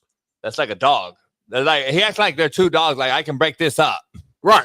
I can break this up if something cracks off, homie. Right. 2,800 pounds and 18 feet worth of pure power. I can break that up. And he's literally in between them in the middle, like, hey, stop that. You know better than that. Why you say it like that, Jason? Got full dip in. Yeah, he got the whole little stop that, Andy. You know better than that.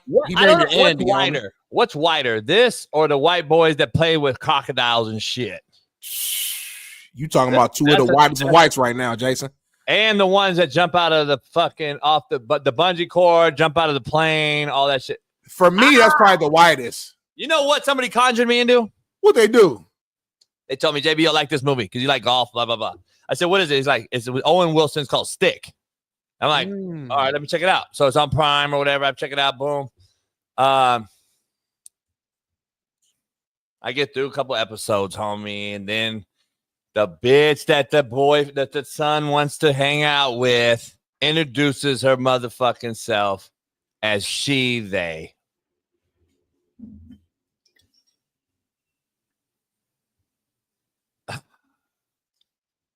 Then she goes into a whole fucking thing about she, they shit, homie. And then I watched for like 2 more minutes because the dude that's Owen Wilson's caddy, he's old school. And he's like, what the fuck is they, them? He's like, I'm just him. I'm the motherfucking guy. And it was comedy as fuck listening to him. The narrative, homie, you talked about this before. Why are they pushing this so hard? It's just unbelievable, man. The motherfucking broad introduced her. I knew it, too. I had a gut feeling because she looked like a boy, but she was a tall girl. And I'm just like, fuck, homie. So now, can't watch that no more. I just refuse to. I just refuse to watch it. I refuse to push the groomer on me. But anyway, that was WPS. Let's go into some BPS since we ain't got BPS, but we do have another WPS, I think. Well, we got BPS, but go ahead. No, we don't. Huh. Oh, we got BPS. Why are you so cute? Oh, my damn. Now, listen, I'm gonna apologize because I never knew that this was even a thing. I said, is it wider to go fuck with crocodiles or bears? I never knew in my wildest dreams that you would fucking try to pet a fucking tiger shark. A 12, 15-foot tiger shark in his element in the ocean, uncaged, on the boat, like it was a dolphin. This was not a seal. It wasn't a dolphin. It's not a dog. That's asinine. That's a whole new level of white people shit. I've never seen it. I didn't know it existed. There's no way I can continue to protect or defend the he, they, she, theys. Because that's a she, they right there. Guarantee it. My question for you is this. Like, what goes on in the white person's brain that makes you think that it's safe, smart, and okay to go hang out and play and pet bears, sharks, lions, tigers? Oh my. Well, like, what's actually going, like, I'm just curious. Because, like, we know as black folks, as a black community, we just know off the bat not to fuck with that type of stuff. We don't fuck with dog. Like, so if a dog's loose, we're on top of the car. Like, we don't, anything that could potentially, like, bite us and harm us, we just know not to mess with. But it's complete opposite. Part of me is almost like, damn, like, that's kind of tough that you're willing to go out there and play with a bear and play with a shark. But on the flip side, it's like, it's also dumb as hell to put yourself in a position and then get mad and sad when the bear becomes a bear or when the shark does shark things. It's like you're in their environment and you're mad that he bit your arm off. Well, leave him alone. It happens. But what is happening right now is we got a legend in the building. We got a California JUCO legend. I actually went to this JUCO for a hot minute. Longtime NFL offensive lineman, Buffalo Bills, Kansas City Chiefs, New York Giants. Our main man, Glenn Parker, joins the show. Glenn, I appreciate you hopping on, brother. My pleasure. Thanks for having me on, fellas. Yes, man, sir. Are you back in Cali? Are you back home in California? Or where you at? I live in Tucson, Arizona. So that's what that bright sunlight coming through because we're about that longest day of the year. So I think we were 110 yesterday, going to be 115, I think, today. Woo! Yeah.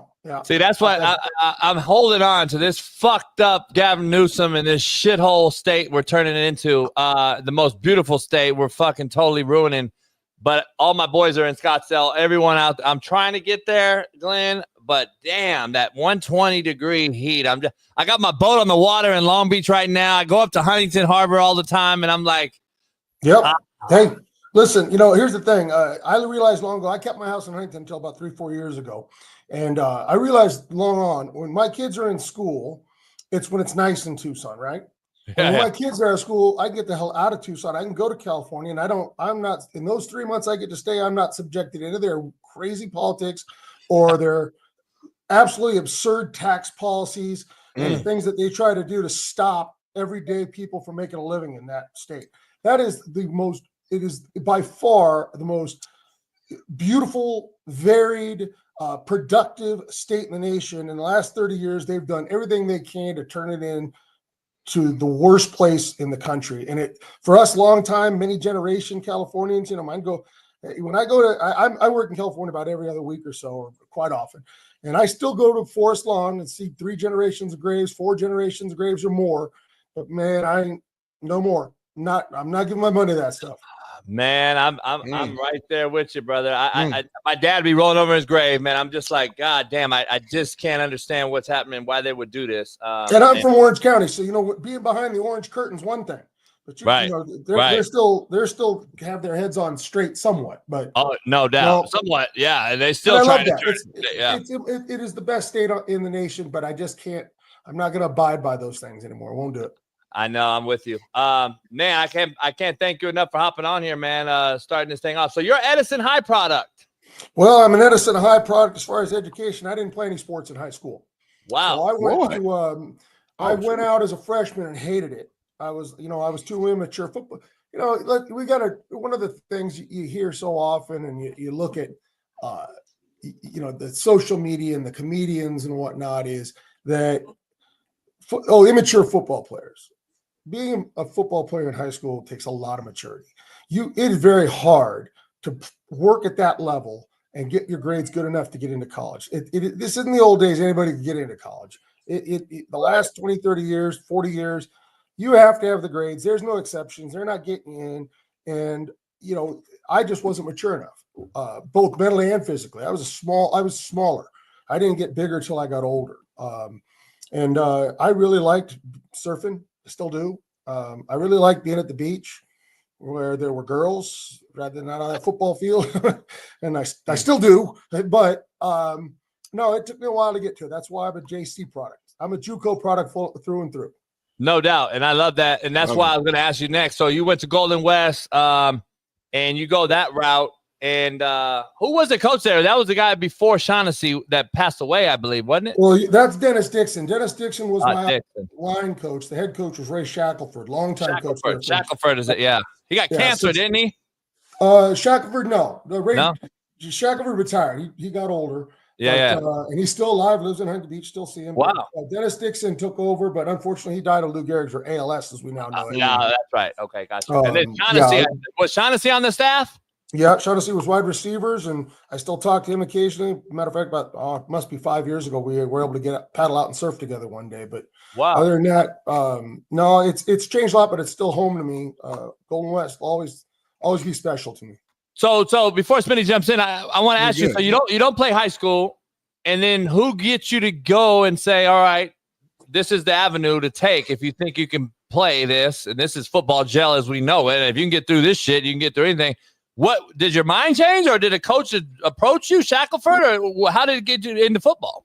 There's been a lot of ways I got there, and it starts with kind of an eye awakening of I'm working as a bouncer at a club in Huntington Beach illegally. I'm underage, and I'm realizing how hard it is to work as a bouncer and go to a junior college where I'm taking a couple of credits.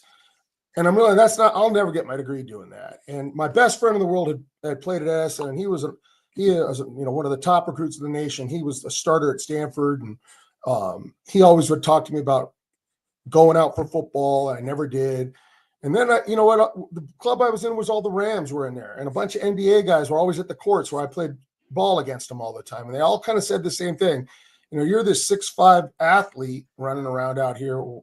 How old are you? And what are you doing? And once I did, that got the wheels spinning. And I just happened to walk in one day and talk to the coach at Golden West and talked about my interest in playing ball. And, he'd see me play basketball on the courts and whatnot. And he's so good, you're going to be a left tackle. And the guy I talked to was not the head coach. It happened to be Dennis Dixon, the O-line coach. So that's how I became a left tackle at Golden West. Just walking into the wrong guy. That's amazing. I got to ask you this. I mean, how tough, or was it tough, like in the beginning stages, to just, I guess, that transition and just learning the game and learning the position because obviously, you became who you became and became so great at the position. It's insane to me because, for me, I played in the MAC with the Ball State, whatever, one scholarship. Like, it took a lot for me to even get to that point. I wasn't blessed with the crazy athleticism and all that stuff. So to hear somebody who didn't even play the sport, played basketball, talk to a coach and just kind of fell into it, like, I guess, what was that transition like for you? Well, I think at a certain point in your life, you realize you don't know anything. And it came to me. And the way to success is to just embrace failure. And so the feeling for me was the hardest part for me going out for football was putting my insecurities behind me, that I wasn't strong. I was the weakest offensive lineman on the team. When I got to Arizona, I was the weakest offensive lineman. In 12 years of the NFL, I was the weakest offensive lineman on every team. But I learned technique. And technique will dominate strength every day. Like I uttered something in the weight room one time, and it's been on the weight room wall, following that strength coach from Bills to the Bears, the Colts. It's the strongest guys never play. if your old time is working out to get strong, you are not working on the game of football. And I just happened to really, for me, it was, could I be mentally tough enough to go out to practice every day and take a beating learning this game? And I remember after that first day, I was like, man, I want to lay on this couch. That was hard. And I got that ocean breeze coming off the Pacific in Huntington, and I'm looking at my surfboard. I'm like, maybe I should just go back to surfing. But I did it and did it again, and I fell in love with that process. And I had coaches that I didn't have bad habits, so they didn't have to wipe the slate clean to get me. All they had to do was show me what to do, and I did it. And that helped, I think, quite a bit, is not having bad habits. And the fact is, what separates football players from high school to college and college to pros, besides the physical part, it's actually more mental. It's, can you process quick enough what's happening in front of you? And I liken it to computers, right? If I gave you a computer that was going to process slow but give you 100% answer every time within 3 minutes, would you want that? Or would you want the one that gives me 98% accuracy within 2 seconds? Well, that's the NFL. You have to be able to process right now and be right 98% of the time in order to succeed. You can't be slow to process.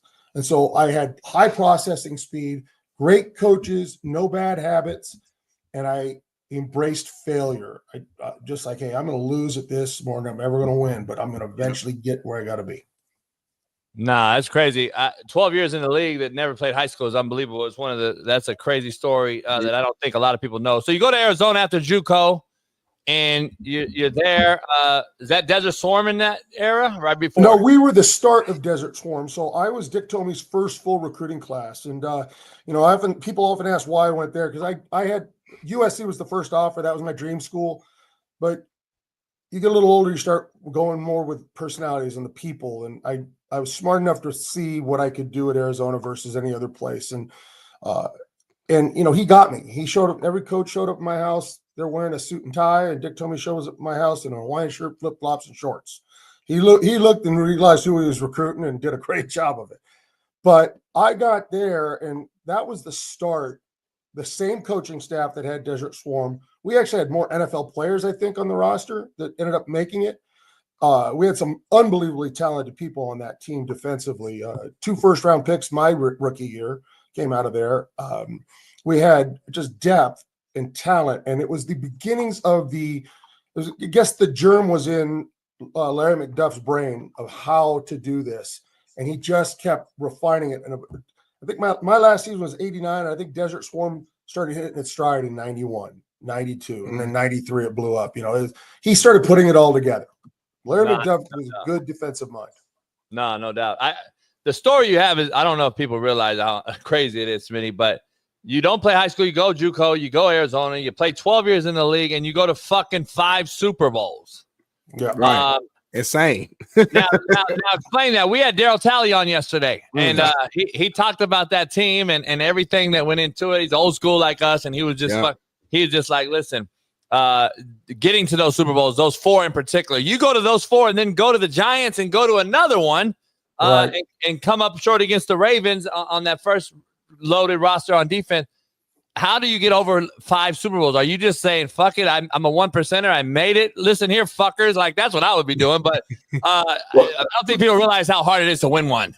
Well, yeah, people don't realize how hard it is to get to one. Most guys never even get to it. The thing is, you have to learn how to answer questions and frame questions in your mind that you want asked, not what someone else asked. So when people say, how do you lose 5 Super Bowls? I say, well, first off, you got to play in 5. 5. I was part of 5 great teams, 5 really good teams. We just didn't get over that hump. And I'll take starting in the NFL for 12 years, starting 4 of my 5 Super Bowls and playing in all 5 Super Bowls over a guy who was a bench warmer backup who gets a ring and wears it out on Saturday nights to impress the 60-year-old chicks at the bar. Ooh, that's a good poll question. That's a hell of a poll question. Because the quarterback this year won it for what's his name? Fucking Pickett. Pickett. Yeah. He gets a Super Bowl ring this year, and he ain't busted a grape in a fruit fight. Right. 100%. And hey, listen, every the team needs every position on it, every player on it. But I'm reserving my vitriol for the guys who weren't ever and they act like they were. I don't like that.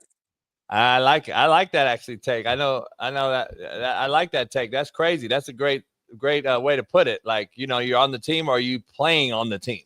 Right. It's a difference. Yeah, that's a big difference. Shit. That's crazy story. No, 100% though. Again, even though you kind of staying on the Super Bowl, story side, again, we understand that it didn't ultimately end in like the way you wanted to. But what was your biggest memory of just playing in those games? Just like I'm assuming the first one was probably just surreal, walking out there. You always hear that the lights are brighter. There's more media members. Like, is there something that stands out for you? Yeah, the main thing that stands out about Super Bowl games. Now, first one, obviously, we had just gone into Desert Storm, and Whitney singing that national anthem. It's amazing. The jets flying over. That was an amazing moment. I'm the son. I'm a military brat in many ways, even though I was raised around bases. But I'm the one of my 6 siblings that wasn't born on a different base somewhere else. I got the luck of being born where my dad called it quits. So, having a military background, being on base my whole life, it really, was pretty moving. That was just an amazing moment. But the thing that gets you more than anything is the lack of continuity. When during season, every game follows a pattern. Every game has a rhythm. You kind of know when the TV timeouts come. You know how you're going to do things. The warm up before the game's the same. The halftime's the same. All works that way. None of that is true in the Super Bowl. Your warm up is early. You have to go sit in the weight room or in the locker room for an hour. Then you come back out. Now you got a long intro with all the songs. Now you play the game, but timeouts last longer because there's more commercials to get in. Now you go to halftime. And halftime's not 12 minutes; it's almost 30, right? You go in, you got 12 minutes. Hit the bathroom, make a couple adjustments, and get the hell back out there. And now you're sitting. And now you're cold. Now you got to warm back up. Now you got to play. Those are all things that you remember. That's what sticks out. It's just not like any other game. And the emotions are high when somebody loses their emotional edge, or I should say their attitude, not their emotional edge. When they lose that attitude through whatever, because of a bad player, a bad call, or something big happens against you, they can go in the tank fast. And you always got to guard against that. And it's it's just a different animal. But let me ask you, that game was at the Rose Bowl, right? Well, that was my first one it was at Tampa Bay where that one was. Okay. And then the second one was in Minnesota. Then we went to the Rose Bowl. Then it was in Atlanta. And my final one with the Giants was back in Tampa Bay. Wow, that's crazy. Those are the minutes where it started. That's the feel, right? But really, my favorite, the memory that sticks out is in Minnesota, looking up at the scoreboard as they're announcing me, and there I am, and there's my face on the big screen, and you're like, man, this is something else. I've to this date, I've been playing this game, only about 3-4 years, and look at me, I'm walking out here on the Super Bowl as a starter. That was pretty cool. Damn, that's unbelievable. Your story you got to write a book if you haven't. Yeah, you have to. I've been told that I need to. Hey, and by the way, I wrote a bestseller, so I know your ass will. Yeah, for sure. Shit. Man, Glenn, I can't thank you enough for the story, man. It's a legendary story, and I'm glad to see another JUCO product, California one at that, and appreciate you. And what do you got going now? I know you were calling games for the Cardinals and in Pac-12 Network before all that happened. Where are you at now? Well, what are you doing now? Well, I ended up coaching a lot. I got kind of out of that and was around my kids, coached high school football, coached at the U of A, coached at the Hot Shots in the AAL with Rick Neuheisel. And then right now I work mostly alumni. I'm outreach and engagement at the University of Arizona. We've got a lot in California, so I'm there all the time. And I still get calls to do some games now and then, but it's got to be the right situation for me to want to go back to doing that. And I like being around the game. And I go to practices. I'm around the U of A football team as much as possible. But it's I love the game, but I still watch it like a coach, as you probably do too. It's I watch it as I have to watch it in that vein. I get why fans love it because I love it, but I watch it completely differently.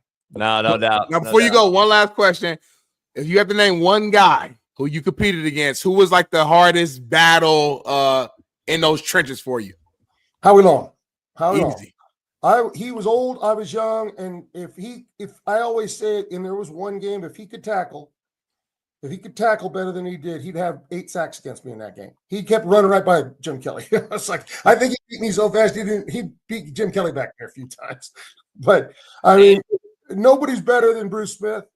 I practiced against Bruce. I played against Bruce, but Howie gave me the most fits. And that's the way it is. And you got a good friend of mine, Greg Townsend, was on that same D line. Oh, Greg Townsend was amazing. I didn't have to play against him as much. I was inside in those games, but yeah, no doubt. I grew up a Raider fan, so I first off, I love the Raiders. That's where I wanted to go. Right. Hell yeah, that's a great story, man. I was just with Howie in Scottsdale at the golf course. So crazy, man. Glenn, I can't thank you enough, brother. Good luck to everything you got going, and hopefully we get you on again, man, soon. Yeah, anytime. Thank you for having me. And if I catch you in Huntington, I'll pull up on pull the boat up on you, man. We'll go out. Why don't you just paddle out? Take that board, let's roll. That's tough for me, man. I gotta get saw on the the way boat. you guys talking about those sharks. Come on, man. You saw? hey, I try to tell them it's white people shit. I said we got to fucking do some white people shit. We got to paddle out with the shark. There's a lot of adrenaline junkies in the white race. We like. Hey, appreciate you, brother. Man, appreciate you. Be good. Take care, fellas. You too. You too. Peace. Parker, man, clap it up. Man, that's 3 great guests, man, on a loaded Thursday. Tomorrow we got the week ain't even over yet. Tomorrow we got Johnny Damon again. Shout out to Johnny coming on tomorrow. Who else on tomorrow, Bailey? We got some other people on. You made me yawn on me. Don't do that. You yawning for me? You made me yawn just now. I only yawned first time I ever yawned. You just yawned though. You just yawned and now you held it in, but my brain heard it. How your brain hear it from your ear? Brains are cold like that, bro. Like brains got it's like an energetic connection. It's hard to explain. We just got Johnny on tomorrow. Johnny Damon. Free game Friday though.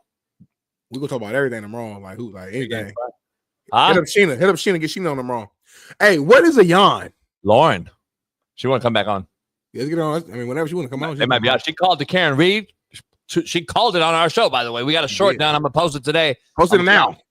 I'm gonna collaborate with her, only not you. And then Just tag me in there at least, man. And then she predicted the Karen Reed thing. Talked about the baby oil spraying down the whole hotel. $46,000 bill. $918,000 Amex. She thought about the what's his name? The Hammer. The Punisher, or what was it name? Was it the Punisher? The Finisher? Nah, I wasn't a finisher. It was something like. Can't be the finisher. He couldn't get hard. You said. No, she said. I didn't say that. What was he? You sent some on Instagram the actual video. Was it the Punisher? The Predictor? The Predictor? The Freak Offer? The Punisher, right? That was something else. Maybe I think it was the Punisher, homie. Damn, I don't know. On the dead homie, I think it was the Punisher. What is a yawn? What is a yawn? Yeah, I've never known like what is happening. Like why do we do that? Your brain is telling you to you're disinterested, you're bored, you got a lot of things going on, so your brain triggers a synapse, it's called. Okay. And then what it does is it opens your jaw involuntarily. Oh, that can come to some like use, right? In certain situations for certain people. Huh? What happened? Nothing. It's not lockjaw, homie. You ever had cotton mouth, homie? Yeah, I get it every morning, like in the middle of the night. Cause you don't drink water, you just drink liquor and smoke. Yeah, so in the middle of the night, smoke make you get cotton mouth. But I keep water next to my bed, though. I know girls hate kissing you, boy. I don't kiss bitches. When the last time you kissed a woman? Huh? When the last time you kissed a girl? I don't kiss them. But when's the last time, though? You did it before, I'm sure. See, Chris, you guys are wrong. You and Smitty are both wrong. Bailey, do you have that fun fact about what I smoke?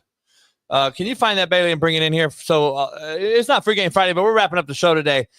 Cottonmouth is from smokers who smoke cigarettes, Chris. Let's be clear. This is Chris or Paris?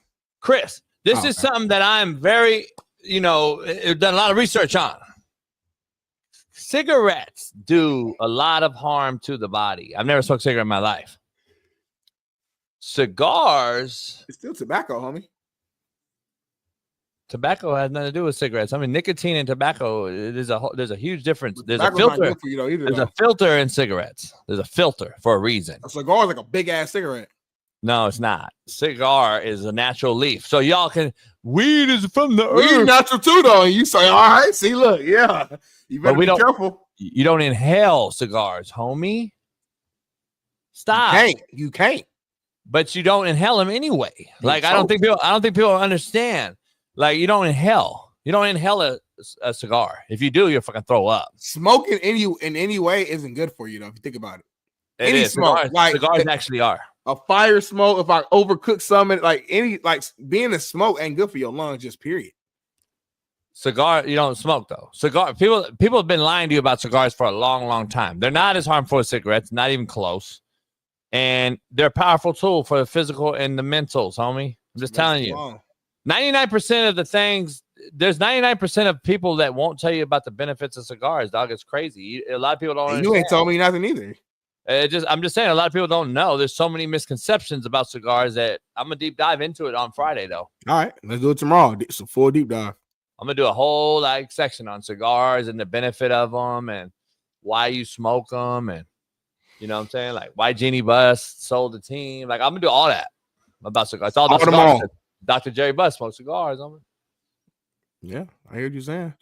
Bailey, did we have one more WPS that we didn't get to before I guess, or am I tripping? Yeah.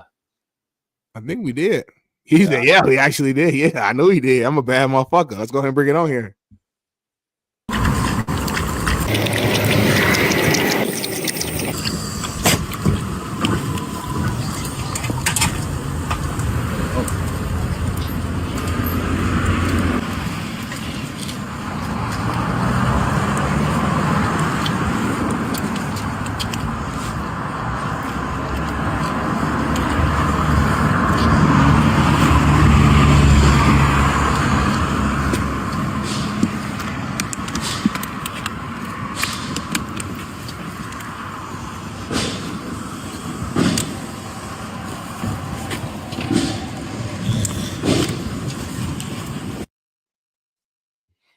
That's kind of dope. I ain't gonna lie. I mean, first of all, you hydrated your dog, make sure they had enough water, and then you're make sure they're fully protected. Make sure the eyes are cool. There's nothing getting inside their eyes. You know, when you're going on the motorcycle and stuff in the air. I never known motorcycles even had like a situation like that. It's very protected. It's actually cool, white folks. There's two people I hate in this world right now. Two particular individuals. Classifications, if you will. Humans hate white moms. That's been documented. We know it. There's memes about it. People know that I hate white moms. And I hate white dog owners.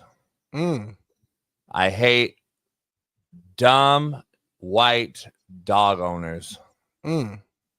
I don't know who I hate more, white moms or white dog owners, but white dog owners are absolutely the fucking bottom feeding part of the society. If that thing goes awry and that fucking thing, the dog doesn't know how to get out of it in danger. He has goggles on, can't see. He's trapped in this fucking contraption that you created with your fucking, what's his name? Sketch or whatever his name was from fucking Saved by the Bell. Yeah. You fucking created this Inspector Gadget ass fucking device buried inside your fucking motorcycle above the goddamn fuel fucking tank. That if you fall, the thing goes boom and the fucking pit bulls all over the goddamn 405. You fucking idiot white dog dad. I fucking can't stand you fucks.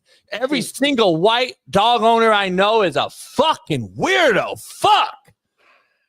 Every single white dog owner I know is some weirdo fucking Karen ass fuck. He wants to take him to the restaurant. He wants to go shopping with the fucking dog. He wants to bring the fucking 200-pound pit bull on the airplane on Spirit.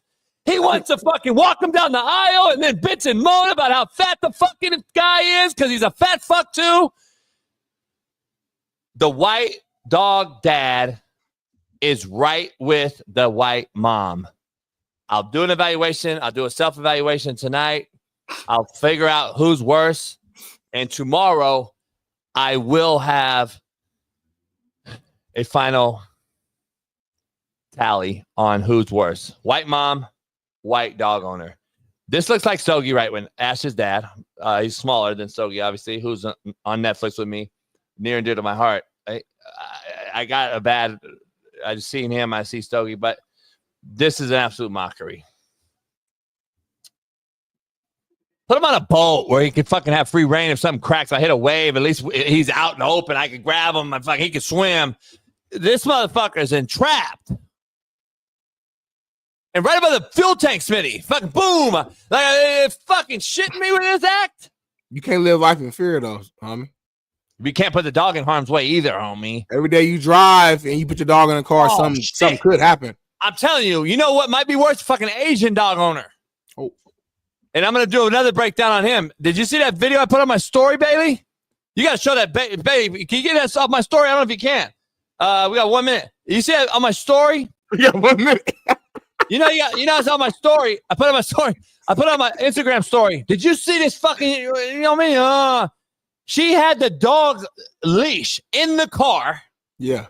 She locked the trunk and put the dog outside under the bottom of the car. And it was 105 degrees outside, homie, while she was shopping in Costco for over an hour. Wow. And listen, I'm not that Karen that's protecting the dog from being in the car and it's 100 degrees. I got the window down, blah, blah, blah, blah, blah. I'm not that guy that's going to cry about your dog and all that shit. I'm not that guy. That's also a super fucking far weird Karen vibe. But I am the guy that's going to say, why the fuck you don't just leave it at home? If you're going to go shopping, why you don't leave it at home, homie? That's the problem with Otani and them. They do the stupidest shit with dogs. Hey, buddy. Look at this shit, homie. Oh, I'm sorry.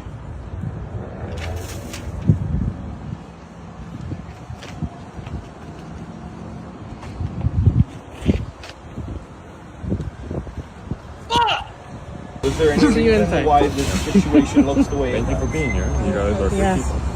We're just too far inside the car. Okay. Yeah. We wanna hit him into like rain. Yeah. And also we cannot bring him to the hospital. Yes. For sure. So, that being said, is there any reason why he's not at home right now? It will. So it won't happen next time. All these things, if left for. All right, I agree with you. It's not smart to do what they're doing. But at the same time, I'd be damned if a random motherfucker at the store gonna come here and press me and question me and walk me through the process. That's that shit's crazy too, homie. I'm with you, but that's not a regular guy. Look who it is. For a longer period of time. The reason we take it so seriously is because we see animals die from this often. Okay. Far too often. And I'm really not. That's the dog patrol. The animal feds. Somebody called the dog, the ACPS or whatever. They called them in. Okay. I didn't macro this. I microed it. Mm-hmm.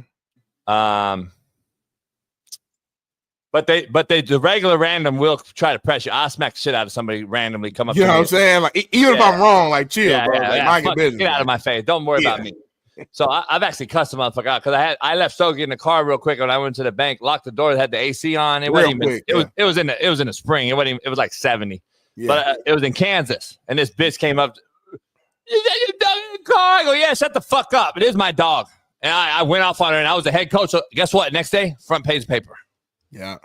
So, but here's the reason. This is why I don't like the Asian dog moms. I found out what she's up to. And I microed it. I didn't macro it as we end the show today. Fuck. We know why she had it outside in the heat. Oh, damn. All right, y'all. What, homie? What are you doing? Because I know what you're about to say, homie. What? What am I going to say? I ain't going to say nothing. You so fucking racist, bro. Say it. What, homie? Say it. Nah, say it. You know she was going to cook that motherfucker. You know she was going to cook that motherfucking dog. You know that dog was going to get cooked on that motherfucker. She was prepping that dog like a goddamn egg on hot ground, homie. She was prepping that motherfucker. She was going to put in that big pot with those potatoes and shit that you see online, and you fucking, that's what she's going to do. Look at that shit right there. That don't even look right, homie. She's going to prep that dog and put in a big pot. That's bullshit. Fuck. Micro, homie. Micro. I was micro. That's on me. Make some gumbo, jambalaya. Put out 150-degree cement, homie, for no fucking reason. And look at the dog style. Look what kind of dog it was. This dude says he unthawing the dog.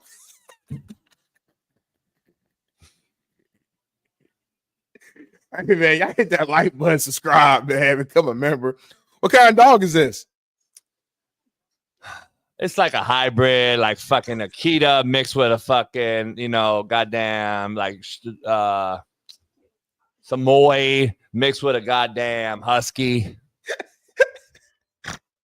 Are those the type of dogs you eat? Like, well, why did that context matter?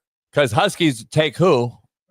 In like the Appalachians and all the the big mountains over in Asia. It's them. The dogs pull the Asians around, homie. The Asian preps these dogs from way back. They motherfucking salivating. Fucking Otani, man. Well, hit that like, man. Subscribe, become a member, man. We appreciate y'all. One more day for this week is over. All my black folks, man, be safe, celebrate, have fun. And all my white folks that are working, all my white folks that are working that don't get a holiday today, you guys keep grinding. You'll get 4th of July. Yep. And you can go from there, man. Have a good one. Peace.